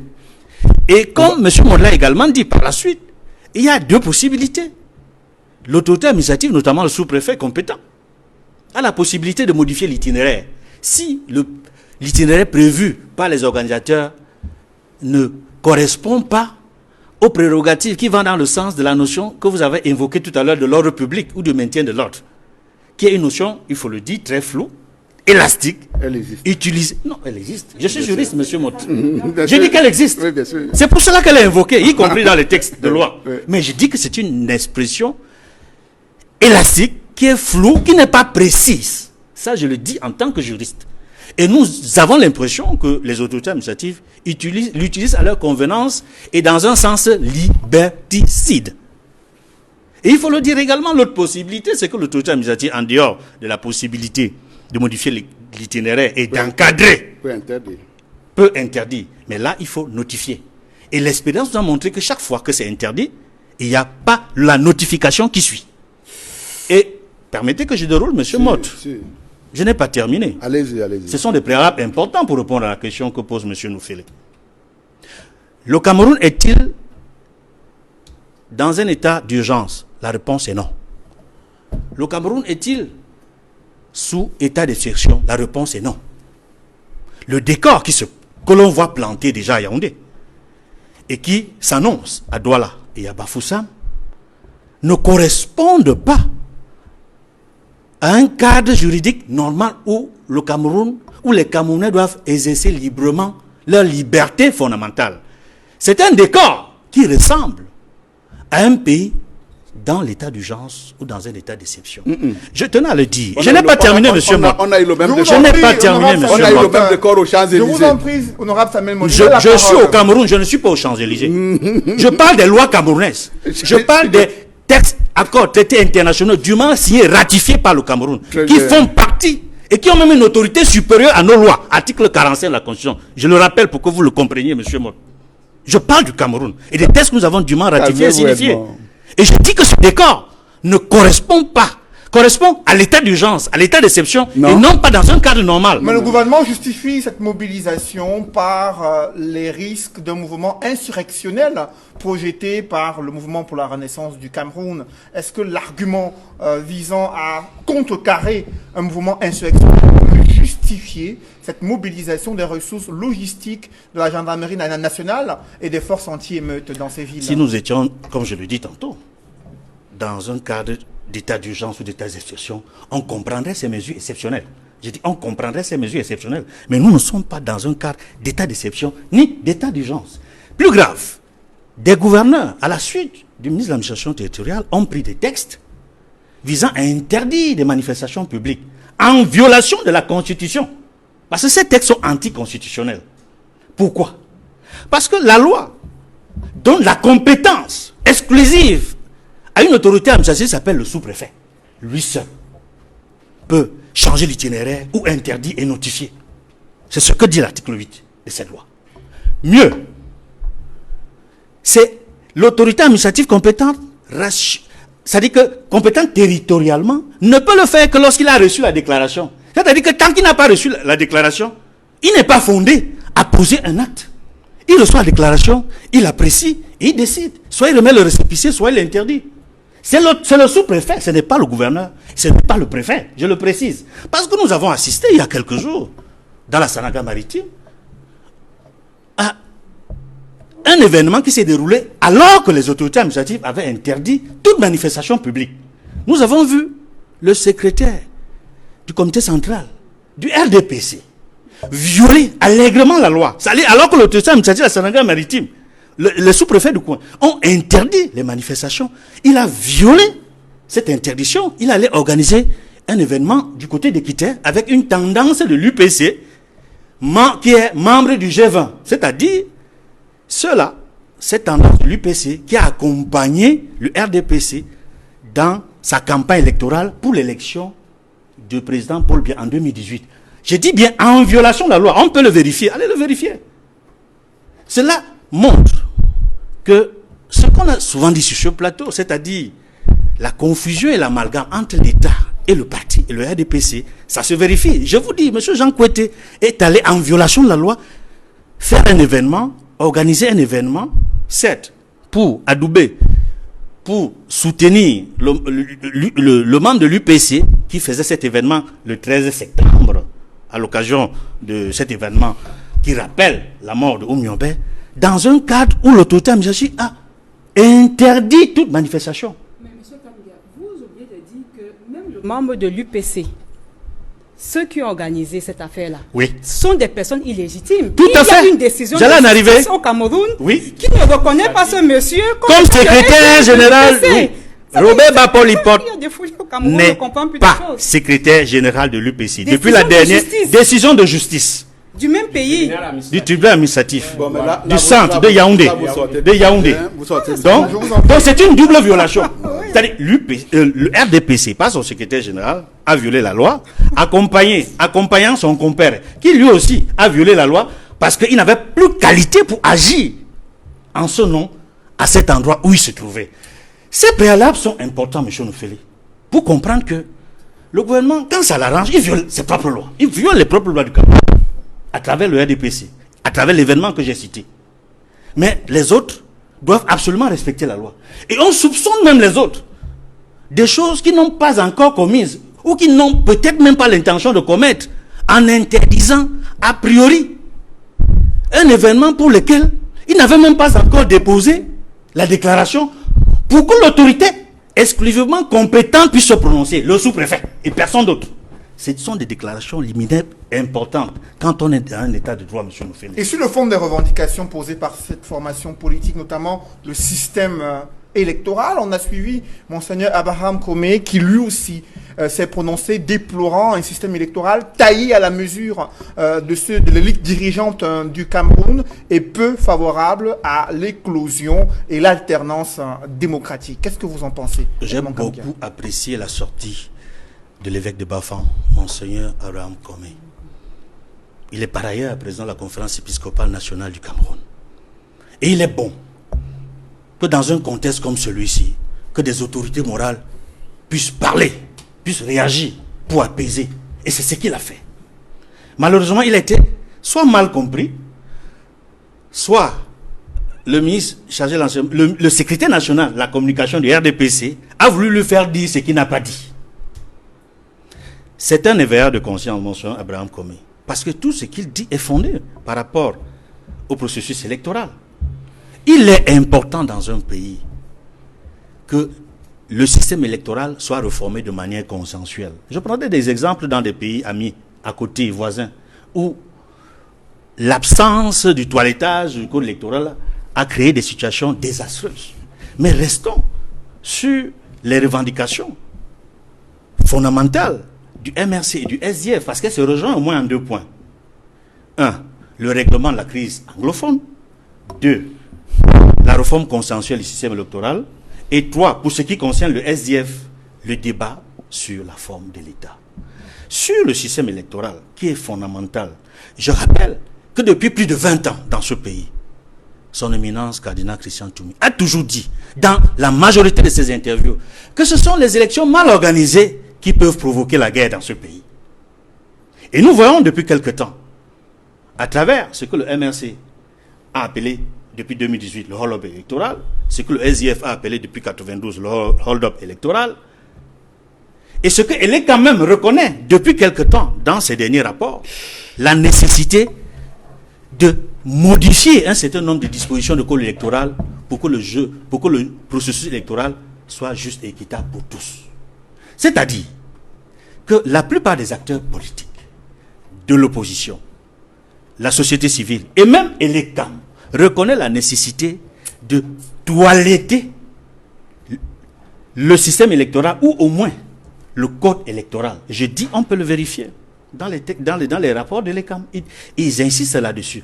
Donc, sur cette revendication-là, je pense qu'elle est fondamentale. Il est important qu'en face, on puisse écouter la société civile et les partis politiques, y compris les autorités morales, qui estiment qu'il est bon, il est de bon ton d'apaiser en réglant, en avançant dans le règlement pacifique et politique de la crise anglophone et en améliorant le processus électoral au Cameroun pour ne pas vivre des situations complexes et dangereuses. Après vous, Edmond Kamgia, Maître Lavoisier Tchapi, sur ces revendications liées au système électoral et la crise anglophone, pourquoi c'est une urgence aujourd'hui, alors qu'au sein du parti au pouvoir, on estime qu'il faut d'abord aller vers les élections régionales pour parachever le système de la décentralisation au Cameroun?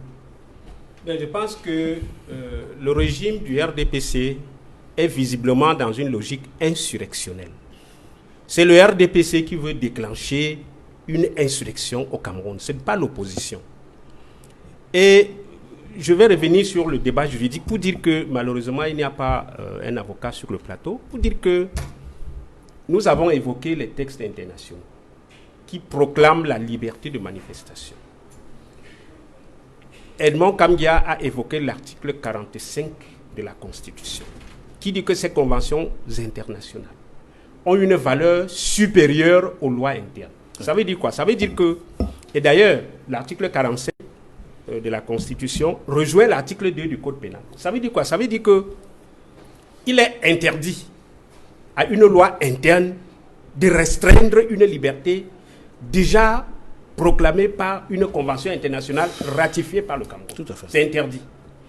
En d'autres termes, la loi de 1990 sur la liberté des associations, sur la liberté des réunions et des manifestations, qui donne le pouvoir au sous-préfet d'interdire une manifestation sous prétexte de troubles à l'ordre public, est une disposition qui viole les conventions internationales.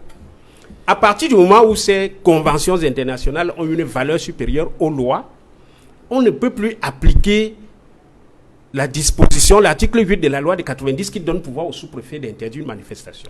À ce moment, c'est les conventions, s'il vous plaît. À ce moment, c'est les conventions internationales qui prévalent. Que vous citez Ça veut de manière dire que sélective. les manifestations, il est interdit de les interdire. Voilà donc, et je disais que le RDPC est visiblement dans une logique insurrectionnelle parce que la crise dans le nord-ouest et le sud-ouest, jusqu'à présent, le pouvoir n'a appliqué que des solutions cosmétiques, des solutions qui effleurent le problème. Les anglophones n'ont jamais demandé que vous recrutez les gens à l'ENAM. Les anglophones n'ont jamais demandé que vous ouvrez une section de la common law, soit à l'ENAM ou à la Cour suprême. Ils n'ont jamais demandé ça. Les anglophones ont un problème fondamental. Self-governance, tel que les anglophones le résument. La self-governance. Ce n'est pas recruter des gens à l'ENAM ou à la Cour suprême qui va régler ce problème. Ce n'est pas recruter 1000 enseignants qui va régler ce problème. Il y a un problème anglophone. Et vous avez vu que le grand dialogue national n'a pas réussi à apporter la solution au problème anglophone parce que, après le grand dialogue national, les combats se poursuivent sur le terrain. Les tueries se multiplient. Soit les forces de l'ordre, soit les populations civiles, les Camerounais meurent en masse dans le sud-ouest et le nord-ouest. On a des déplacés internes, on a des exilés, etc. On a plus de 300 villages aujourd'hui qui sont incendiés, on n'a pas reconstruit, etc., etc. Alors ça fait que le grand dialogue national n'a pas résolu le problème. Pourquoi? Parce qu'au grand dialogue national, les anglophones n'étaient pas représentés. Vous avez choisi quelques gens, comme le RDPC sait le faire, utiliser la fortune publique pour acheter et bâillonner l'expression des citoyens, pour demander à ce que tout le monde chante la même chanson, maintenir pratiquement la pensée unique dans notre pays. C'est ça que vous avez fait au grand dialogue national. Vous êtes en train de me contredire, maître. La loi sur le Code général de la décentralisation n'a pas non plus apporté la solution au problème anglophone. Le SDF a toujours, et le chairman en tête l'a toujours dit, il le dit d'ailleurs depuis qu'il est aux États-Unis, il a accordé plusieurs interviews pour le dire, let's sit and talk. Asseyons-nous et discutons. Discutez avec les anglophones. Vous n'avez pas discuté jusqu'aujourd'hui avec les anglophones.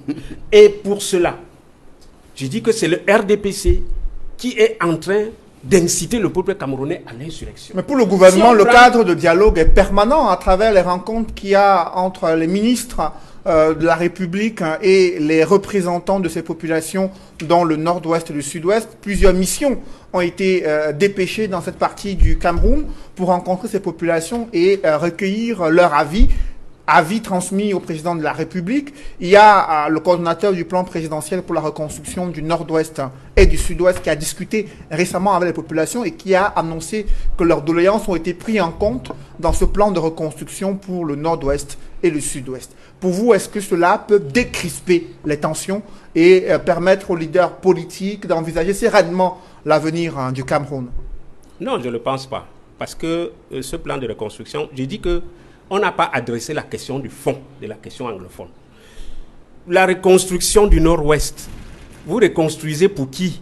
Pour des gens qui sont en exil au Nigeria? Pour plus de millions d'anglophones qui sont éparpillés sur l'ensemble du territoire et qui ne sont pas retournés? Vous reconstruisez pour qui? Pour reconstruire, il faut que ces gens, il faut qu'il y ait cessez-le-feu. Il faut qu'on favorise le retour des exilés internes et externes.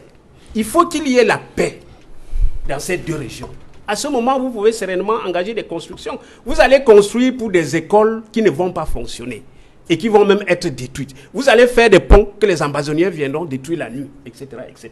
J'ai dit que c'est vraiment ce n'est pas une solution à la crise anglophone. Parce que la vraie solution, comme le SDF l'a toujours dit, c'est le dialogue. Il faut s'asseoir, discuter avec les anglophones et trouver la solution à leurs problèmes. Si on parle du code électoral, je voudrais dire que au lancement du SDF en 1990, le problème s'est posé. En mars 1992, le SDF a boycotté l'élection législative. On nous le reproche jusqu'à aujourd'hui. C'était à cause du code électoral. Et depuis là, nous luttons pour le code électoral. Quand vous avez un code électoral comme celui qui est en vigueur actuellement, un code électoral où 80% du personnel est constitué des militants d'un parti politique, le RDPC. Un code électoral dans lequel on ne retrouve aucun représentant de l'opposition dans les commissions. Il n'y a aucun représentant de l'opposition. Dans des pays sérieux, les commissions électorales sont paritaires. Société civile, opposition, etc., etc. Ce n'est pas le cas au Cameroun.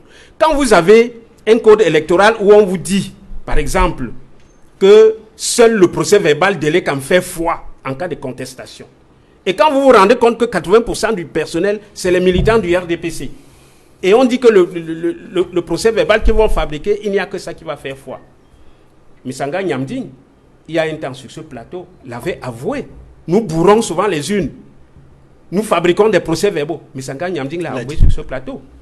Donc, quand vous avez un code électoral comme celui-là, quand vous avez un code électoral qui refuse les élections à 2 tours, vous avez un code électoral qui refuse le bulletin unique, etc., etc. Les récriminations contre le code électoral sont nombreux. Et je confirme avec la déclaration du représentant de NDH sur ce plateau pour dire que même Elekam a fait un rapport dans lequel Elekam a listé toutes les dispositions qui nuisent à la bonne conduite des élections et a demandé à ce que ces dispositions changent. Ça n'a pas été le cas, ça n'a pas changé. Donc nous avons un code électoral unique. Même les représentants des missions diplomatiques, la France, la Grande-Bretagne, les États-Unis, ont demandé à ce que le président Paul Biya convoque la société civile et l'opposition et qu'on s'assied pour faire un code électoral consensuel. Parce que, vous voyez, monsieur Cédric, il n'y a pas plus grave coup d'État qu'un coup d'État électoral. Vous dites que Kamto demande de chasser Paul Biya. Mais Paul Biya est arrivé au pouvoir comment? Est-ce qu'il a été régulièrement élu au cours d'une élection transparente, juste et honnête, les règles comme les proclament les textes internationaux les règles républicaines? Je dis non. Monsieur Paul Biya, depuis 1992, n'a jamais gagné une élection dans ce pays. Il n'a jamais gagné une élection. Il est à chaque fois proclamé élu dans des conditions qui choquent l'opinion. La voix du peuple camerounais aux élections ne compte pas dans ce pays. Et il n'y a pas meilleur déclenchement d'une insurrection qu'un tel comportement. C'est vous qui poussez les Camerounais à faire l'insurrection. Maintenant, vous dites que le 22, Maurice Kamto, parce qu'il a demandé à ses militants de descendre dans la rue pour demander le départ de Paul Biya, c'est une insurrection. J'ai dit non. Vous faites un procès d'intention. Et vous savez que selon la loi pénale, l'intention n'est pas condamnable. C'est l'acte posé qui est condamnable. Quand vous posez un acte, on va le condamner après. Quand vous posez un acte, après le renversement du pouvoir. Dans l'acte que vous avez posé, s'il y avait une intention. Et oui, tant qu'on n'a pas posé un acte, c'est le procès d'intention que vous faites. Vous chutez sur la position de l'Église catholique. C'est ça? La position de l'Église catholique, je vais le dire. vous avez tenté à plusieurs reprises d'amadouer, de mettre sous silence l'Église catholique du Cameroun. Vous avez recruté Monseigneur Dieudonné Watio au Conseil électoral d'élections Cameroun, l'évêque de Bafoussam. Vous l'avez recruté. Mais ce que Monseigneur Watio a vu à Elekam, c'était tellement monstrueux qu'il a jeté l'éponge, il a démissionné. Il a dit, en tant qu'homme de Dieu, respectant la parole du Seigneur, je ne peux pas me mettre à salir mes mains sur ce qui se passe à Elekam. Voilà un évêque qui a démissionné parce que le code électoral dans lequel vous l'avez mis ne lui permettait pas d'assurer que la voix du Cameroun compte au cours d'une élection. Donc pour dire que vraiment la marche du 22, c'est une marche pacifique. Vous avez dit marche pacifique. Le MSC a dit c'est une marche pacifique. Le SDF a demandé à ses militants de participer à cette marche. Vous retrouverez les militants du SDF dans la rue parce que depuis 1990, nous sommes dans la rue et nous nous battons pour qu'il y ait la démocratie dans notre pays. Et le ministre de l'administration territoriale a prévenu tous ceux qui vont se retrouver dans la rue feront l'objet d'arrestations et de gardes à vue administratives. Est-ce que vous le savez? Oui, Maître Lavoisier Sapie. Le ministre de l'administration territoriale, il a même prévu qu'il va envoyer les abeilles aux citoyens. Mais sachez que les abeilles, là, c'est une arme à double tension. Si vous envoyez les abeilles dans la rue et que les abeilles, là, trouvent que ce qu'on réclame dans la rue est juste, ces abeilles vont retourner vous retrouver dans votre bureau. Après, et c'est vous qui allez en partie. Mais je voudrais dire que le ministre de l'administration territoriale n'est pas dans son rôle. Il n'est pas le délégué général à la sûreté nationale. Il n'est pas le ministre de la justice. Il n'est pas le secrétaire, il n'est pas le ministre de la défense. De quoi se mêle-t-il? Après vous, Maître Lavoisier Sapie, Samuel Maud, pourquoi il y a toujours ce sentiment donné aux Camerounais que la solution, c'est la répression face aux revendications politiques posées par l'opposition? C'est vous qui donnez à l'activité du gouvernement un caractère répressif. Non, non, arrêtons de sourire. Oui, c'est pas la guerre. Non, justement, je voudrais vous rappeler. C'est la réalité. Écoutez, je vais vous rappeler. Éric Druyer, manifestant gilet jaune, dans un plateau de télévision, a tout simplement dit, s'il arrive à proximité de l'Élysée, je rentre dedans. On a considéré que ça avait caractère à l'amener à une condamnation. Il a été condamné pour 15 mois avec sursis. Mais je voudrais vous dire que c'est une mauvaise décision. C'est une mauvaise décision. Parce qu'on a condamné une intention. On a condamné une intention. Je vous en prie. À la parole. Vous avez la parole, honorable Samuel Maud. Allez-y. Je suis curieux d'entendre Maître Sapie revenir devant une telle énormité en disant effectivement, il ne pourrait être condamné qu'après renversement du régime parce qu'effectivement, c'est à ce moment-là qu'on va considérer qu'il a été consommé. Attendez, il a également, il a voulu vous égarer tout à l'heure en mode prétend des propos. Je suis revenu sur 1987 parce que là également, dans le cas de Éric Druyer, la France est réputée au monde comme étant le pays des Lumières, le pays des libertés. Quand on en arrive à condamner quelqu'un qui, dans un plateau de télévision, a tout simplement dit nous rentrons dedans, effectivement, il faut comprendre que la liberté a des limites. Et si vous revenez sur 1789 pour vous dire effectivement que nous sommes dans une période de liberté, une période libertaire, où on pense qu'on peut tout faire, on peut casser, on peut tuer. Mais qui a cassé? Attendez, qui a cassé? Maître Sapie. Ni le SDM, ni le MRC, aucun parti de l'opposition n'a jamais rien cassé. On est dans une période de liberté. Mais c'est vous qui utilisez l'armée. Et les forces de maintien de l'ordre pour tuer les Camerounais. Je vous en prie, on est dans une période libertaire. Vous avez tué en 90. Je vous en prie, Maître Sapie, il a la parole. Vous avez tué en 2008. Vous vous apprêtez à tuer le 22. On est dans une période libertaire où on pense effectivement qu'on peut guillotiner le roi. Et une fois qu'on a guillotiné le roi et que les esprits sont calmés, on dit effectivement à travers cet article 4 qu'effectivement c'est très bien d'avoir des libertés, mais si nous ne donnons pas, une limitation, si nous ne donnons pas à cette limitation, à cette liberté-là, effectivement, la société va aller à volo. C'est le sens effectivement de la liberté, de la limitation. Mais parce que quand vous allez entendre parler sur la hiérarchie des normes juridiques, Maître Sapie, on n'a pas de divergence là-dessus. Ce que je vous reproche ici, c'est d'avoir une citation sélective. Parce que quand vous avez cité jusqu'à l'article 20, vous oubliez que l'article 29 existe, où on vous dit effectivement, parce qu'il y a une loi qui réglemente ces libertés-là, on peut trouver un encadrement. Et l'article 8 sur lequel nous nous appuyons aujourd'hui sur le plan interne, cet article-là n'est pas anticonstitutionnel, parce qu'elle dit effectivement, vous êtes libre de manifester, vous avez tout simplement pas à aller demander une autorisation auprès de l'autorité administrative pour pouvoir savoir si vous manifestez ou pas, vous déclarez tout simplement. Mais il y a un bémol à cela.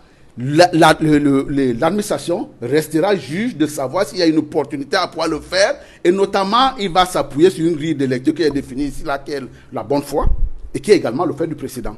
Quand le fait du précédent ne plaide pas pour vous, malheureusement, sur le fond des revendications, honorable Samuel Maud, sur le fond des revendications politiques, donc sur le fond des revendications politiques, le système électoral et la crise dans le nord-ouest du sud-ouest. J'ai tendance à paraphraser un ami qui tout récemment disait, le consensus également dans une démocratie, c'est une imposture.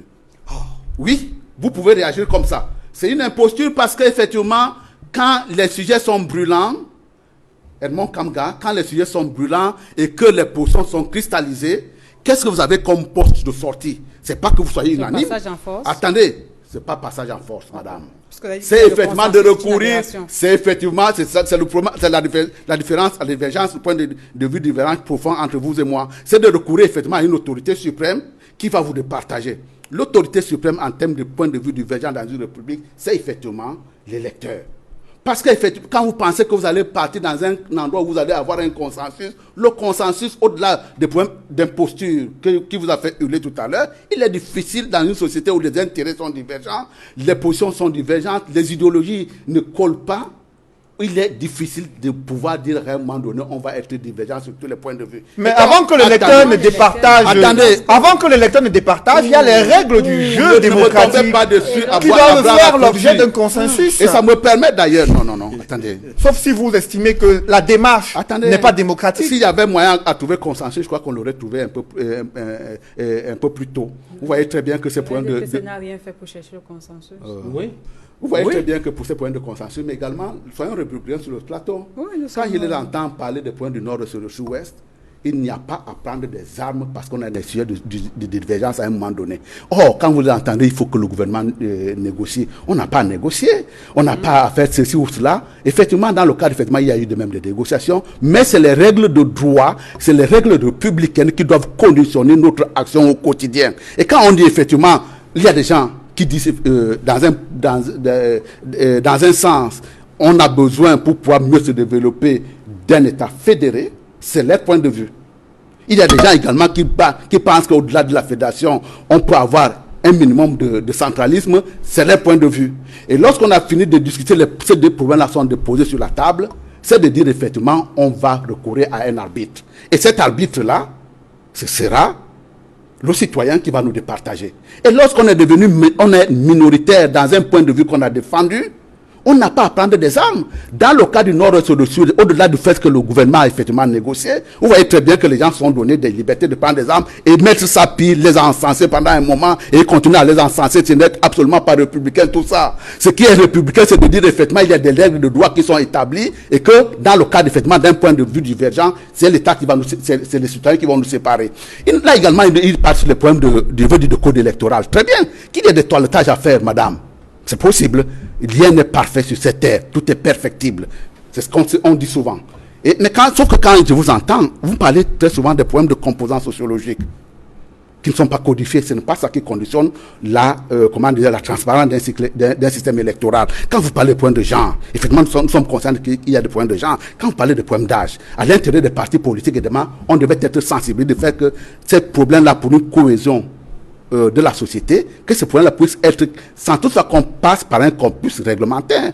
Et dans le cas de ce que nous venons de faire là, en ce qui concerne la sélection de nos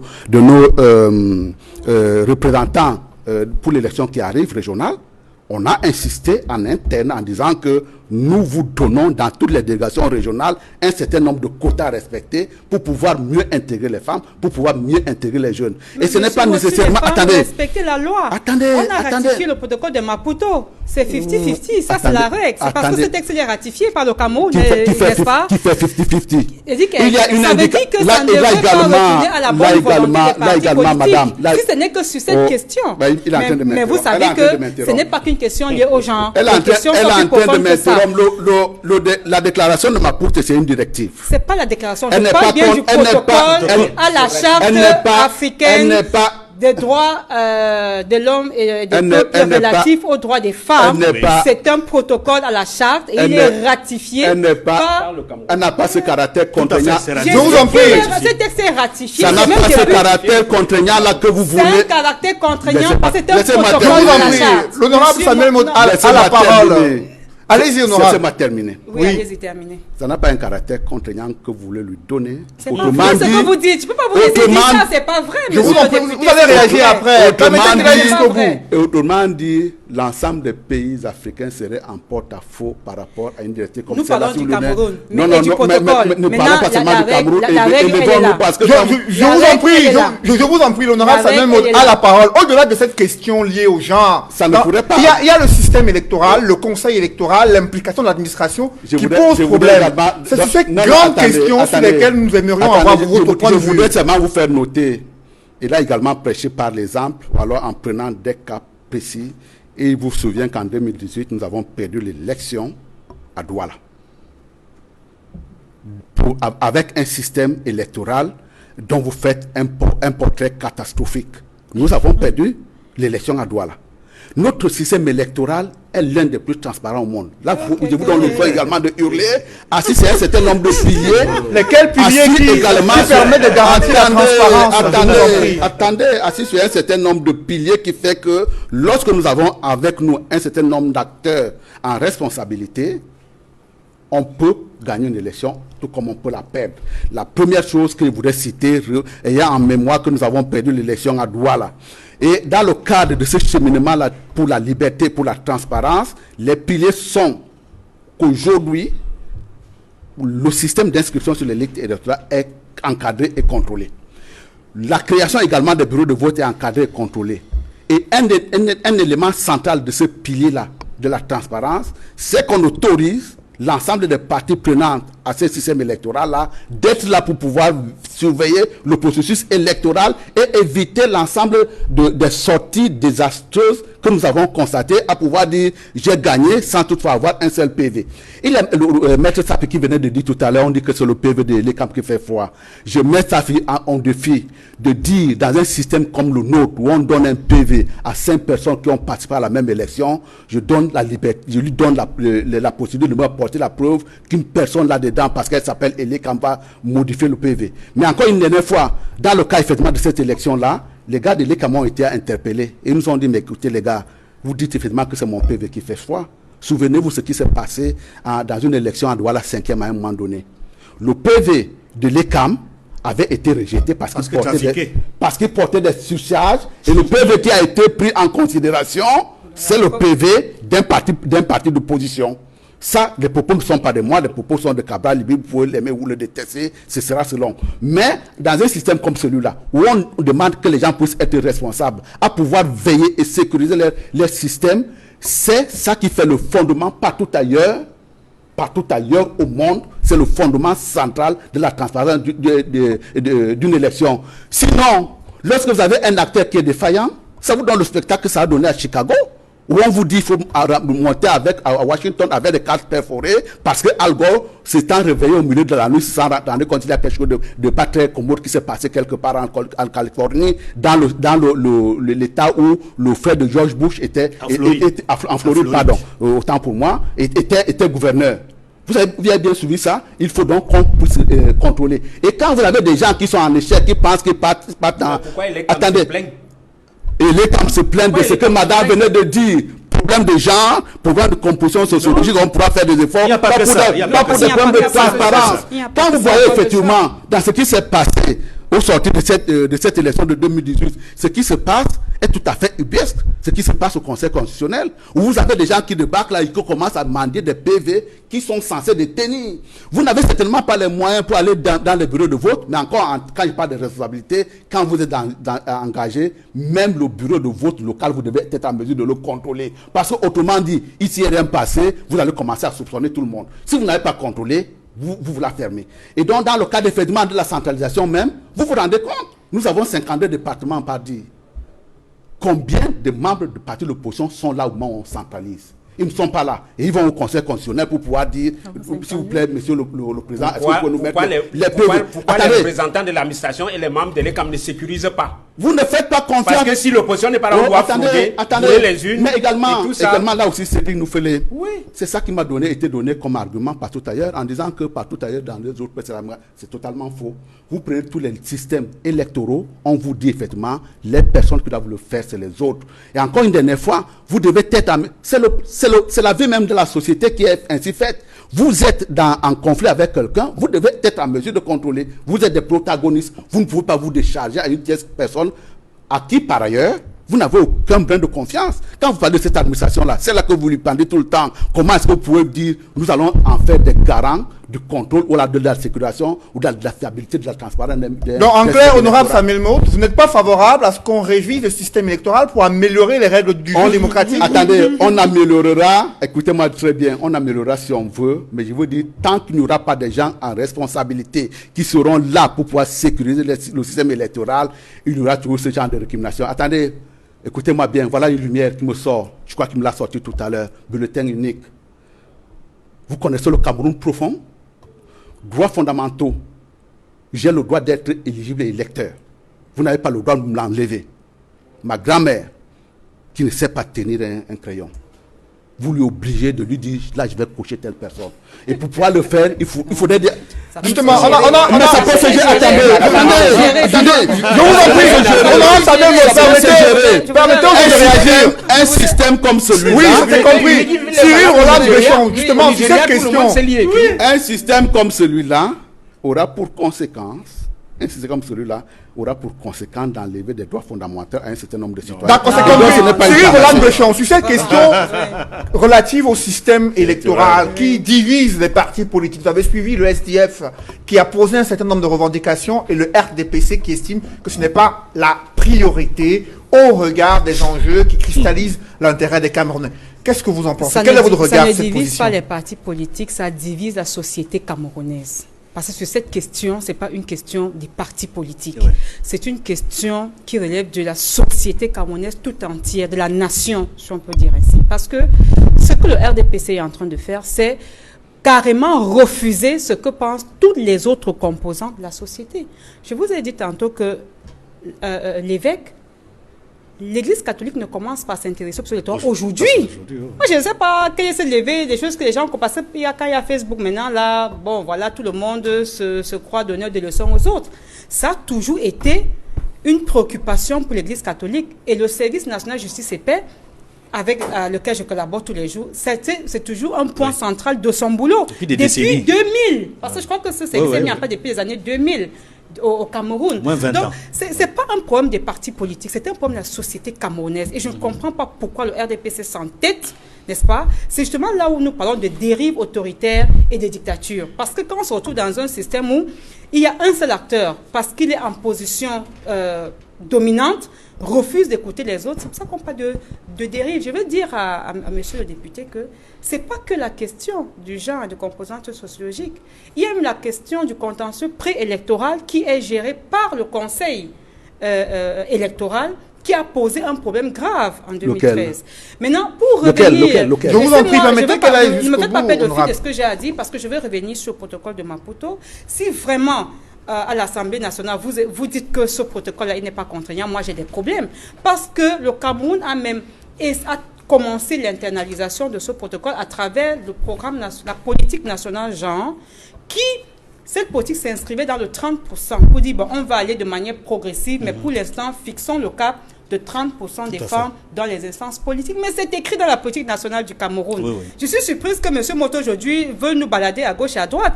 Mais on voit bien que les mesures positives maintenant ne sont pas prises sur le terrain pour que ces dispositions-là soient effectives. Maintenant, l'autre clarification que je voudrais apporter sur la liberté publique. D'ailleurs, parce que je travaille quand même sur le droit international des droits de l'homme, je partage l'avis de M. Motte. Les libertés fondamentales peuvent être restreintes. Mais ça c'est... Non, on n'est pas faisant de bois. Moi, je suis expert en droit de l'homme, j'aime dire les vérités telles qu'elles sont. Elles peuvent être restreintes, mais dans le cadre prévu par la loi. Et la loi au Cameroun prévoit l'ordre public, les bonnes mœurs. Ça ne prévoit pas ce que dit M. Motu, la bonne foi, les précédents ou les antécédents. C'est qu'il a cité. C'est deux mondes différents. Donc, il faut qu'on dise les choses telles qu'elles sont. Et maintenant, revient à la loi nationale de définir qu'est-ce qu'elle entend par ordre public et bonnes mœurs. Et c'est là où, au Cameroun, on a un problème.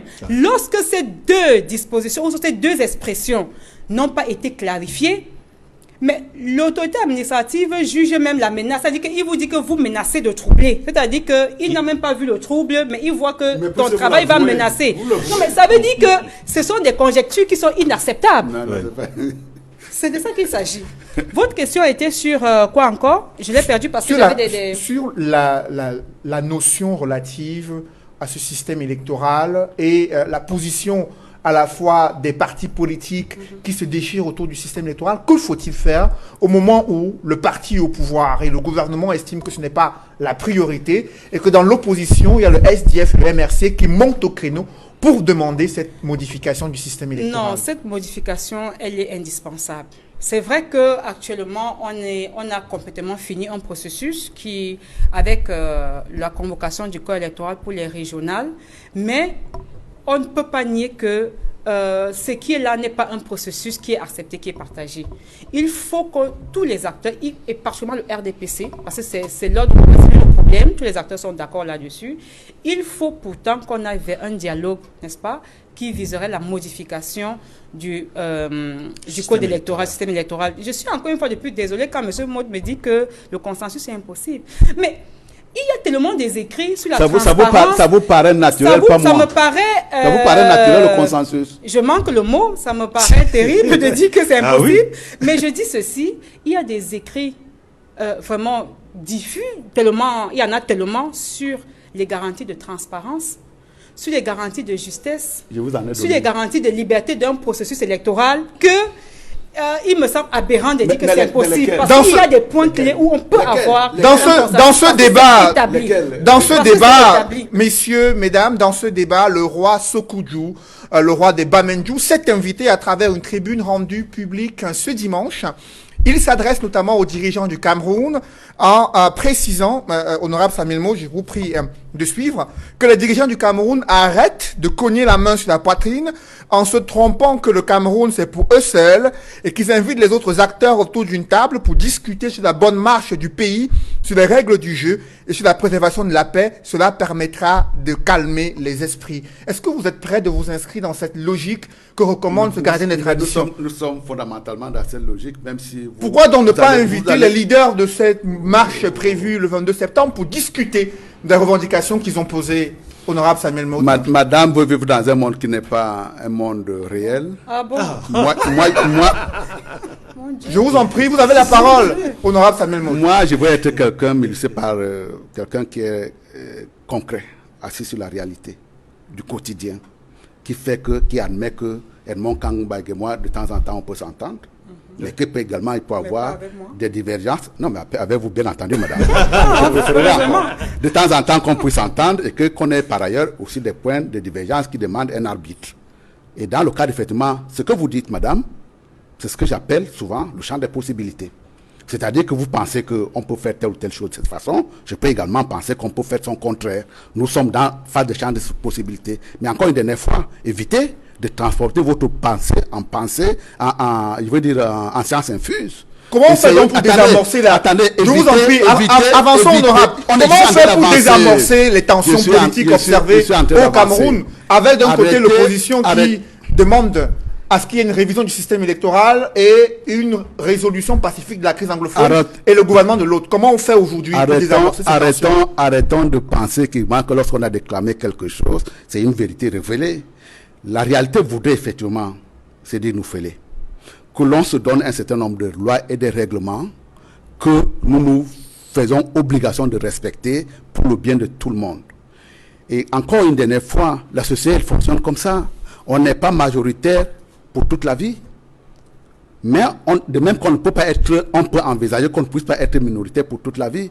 Mais à partir du moment où on dit que finalement la loi républicaine qui nous sépare, qui nous départage dans la prise de position, la prise de décision à un moment donné est la loi majoritaire, on se fera violence de la respecter en pensant qu'un jour on deviendra soi-même majoritaire pour pouvoir faire partager sa science.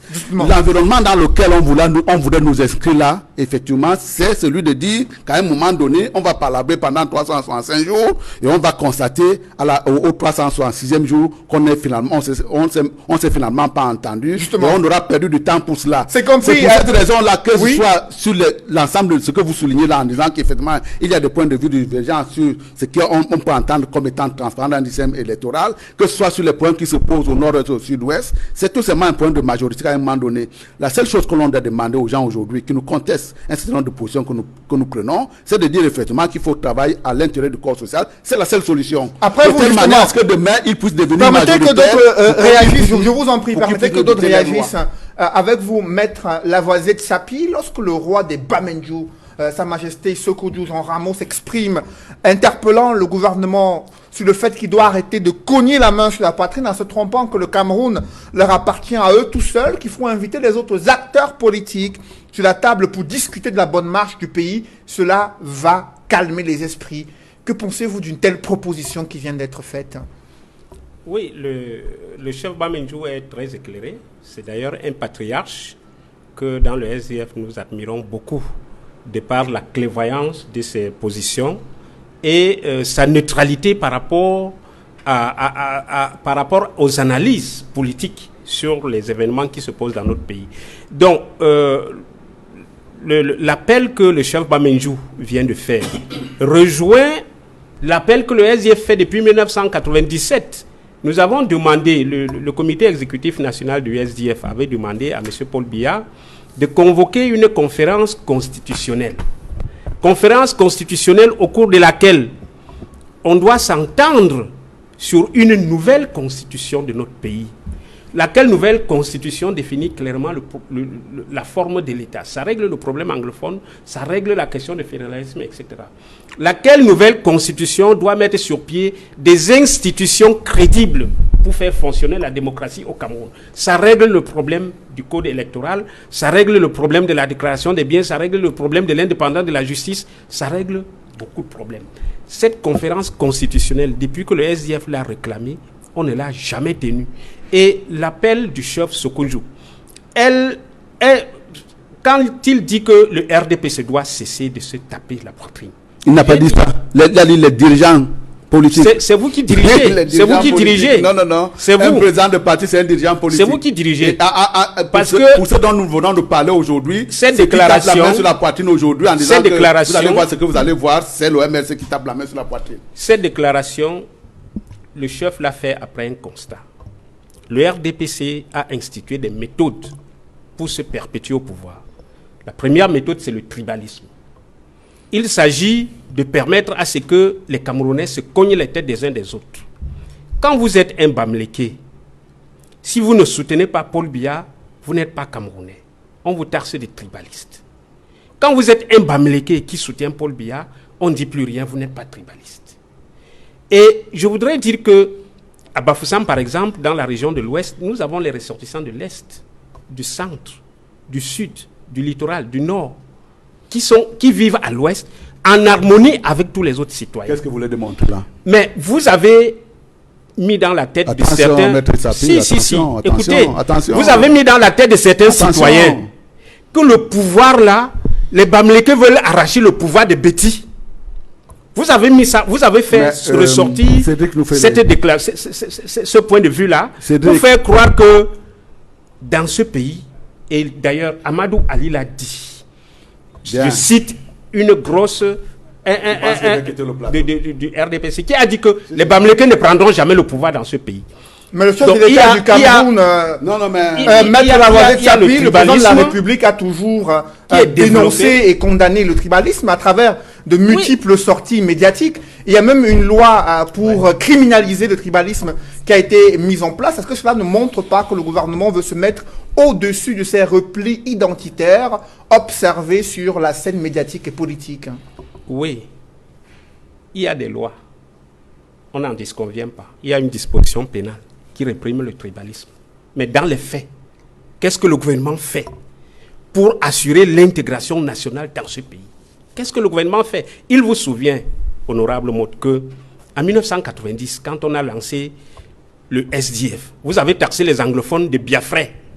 Vous avez dit que l'hymne du Nigeria a été chanté à Bamenda.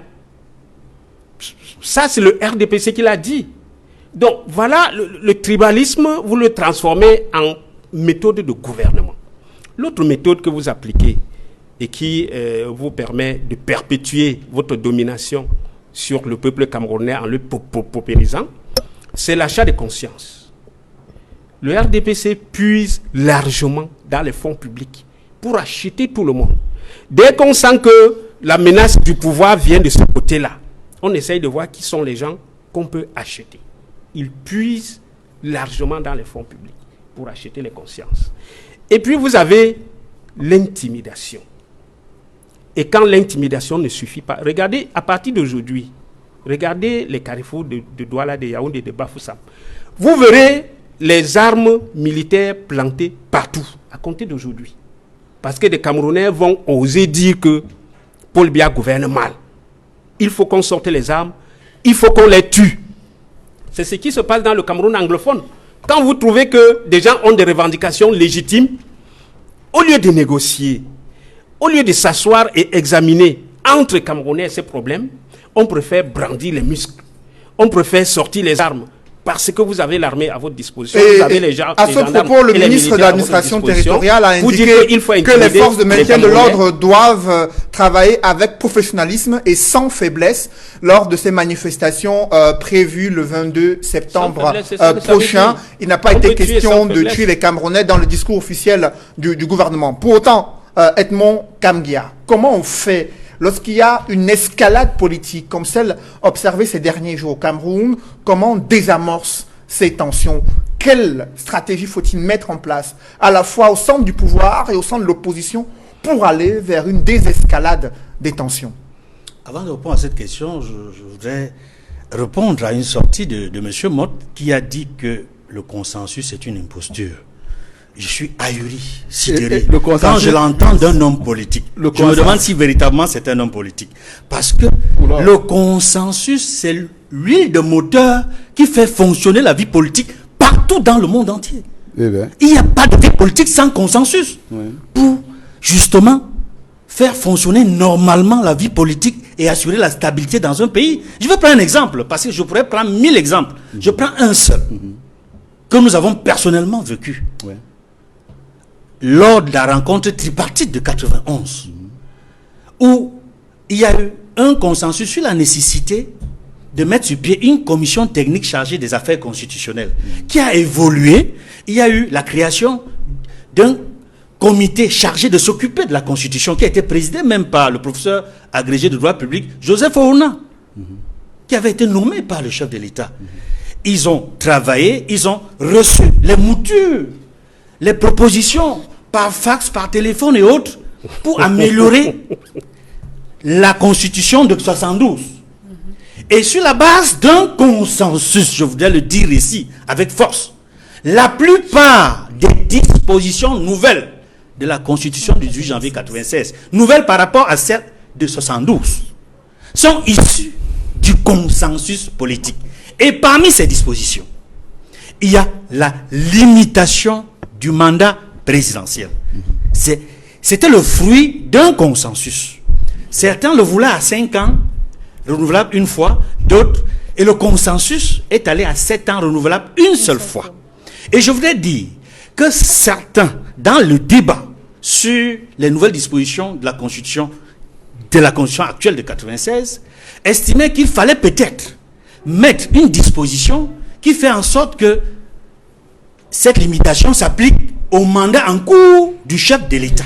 Mais le consensus a voulu que cette disposition ne soit pas mentionnée pour que le président de la République ait la possibilité, non pas de faire un seul nouveau mandat, puisqu'il avait été élu en 92 pour la première élection pluraliste, mais qu'il ait la possibilité pratiquement de faire non seulement un nouveau mandat, mais 2 mandats. C'est la raison pour laquelle, j'ai dit, c'est un consensus qui permet à Paul Biya d'être candidat à l'élection présidentielle, non seulement en octobre 97, mais aussi en octobre 2004. Et c'est la raison pour laquelle, de manière légitime, juste et justifiée, la plupart des collaborateurs du chef de l'État, qu'on a embassés aujourd'hui pour diverses raisons, qu'on appelle G11, étaient convaincus que pour ce consensus-là, pour lequel le chef de l'État était d'accord, il devait faire 2 nouveaux mandats, parce que les compteurs avaient été remis à zéro avec la nouvelle constitution de 96. C'est pour ça qu'il a eu 2 nouveaux, il a brigué 2 nouveaux mandats. Oui. Je dis parce que j'étais là. J'étais à la rencontre du parti. On a remis les compteurs à zéro pour qu'il fasse 2 nouveaux mandats, 97 et 2004, pour finir donc en 2011.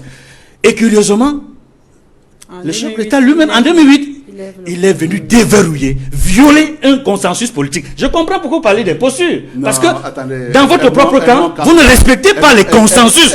Monsieur Mott, une vie politique normale fonctionne avec le consensus. Et les grandes décisions nationales comme internationales fonctionnent grâce au consensus. Je suis très surpris. Je n'ai cité qu'une seule disposition. Parce qu'il y en a plusieurs que je pourrais citer ici, dans l'actuelle constitution, qui sont le fruit d'un consensus politique, monsieur Mott. Retirez votre mot d'imposture. Si vous êtes un homme politique, monsieur Mott. Bien. Si vous êtes une instance... Je vous en prie, allez-y, en un mot. Hein. Si vous êtes... Non, pas en un mot.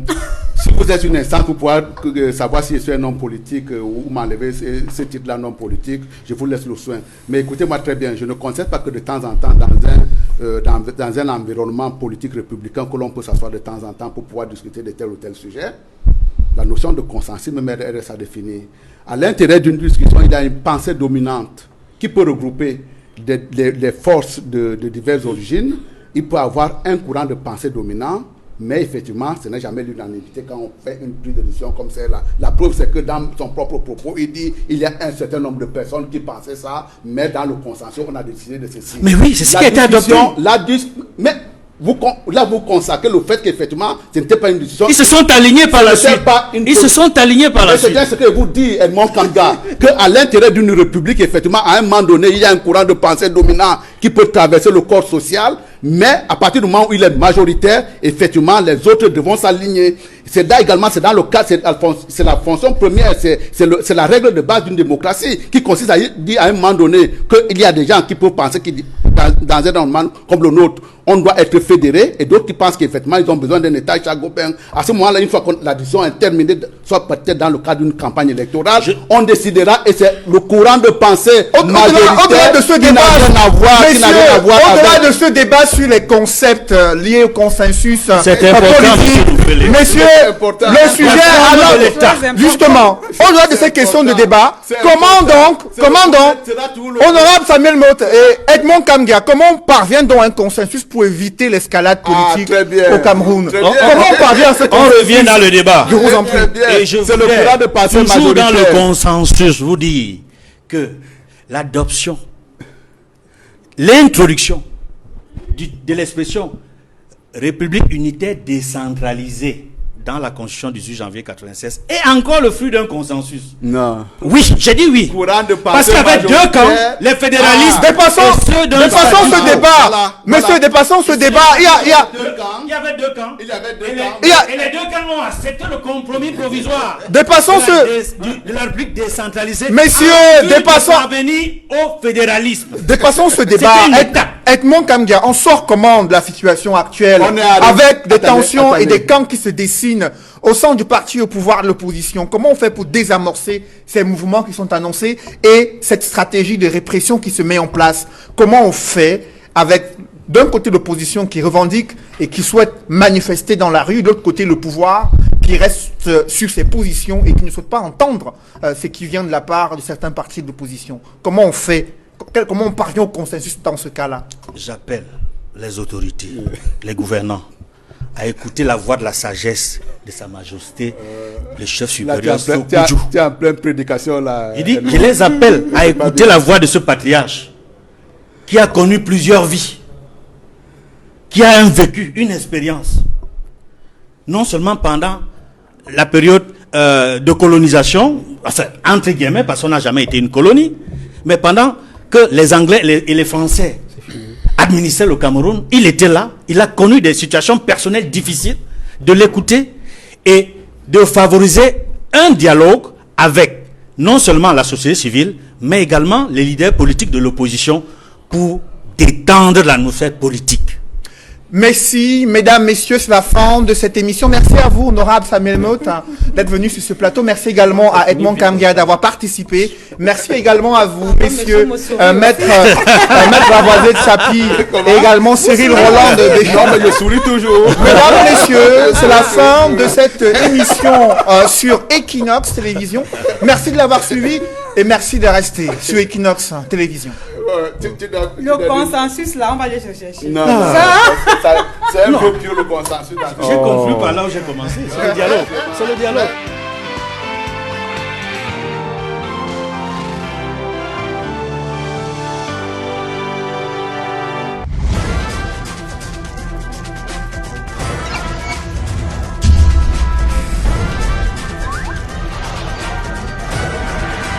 Equinox Télévision, au-delà de l'image, nous rendons compte.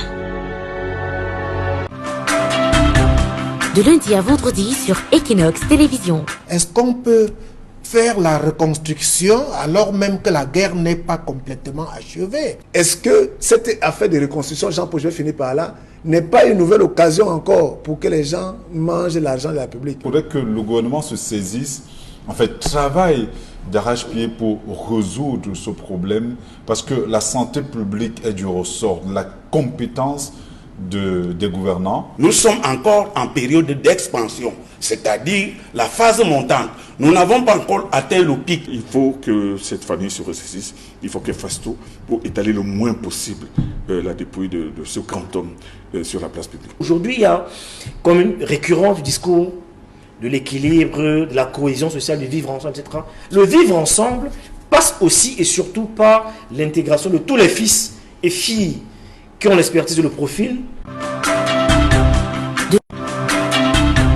De lundi à vendredi sur Equinox Télévision. 10-12, le Zénith, le talk show qui traite des sujets qui font l'actualité au Cameroun et dans le monde. La BISEC, hier, on n'en parle plus.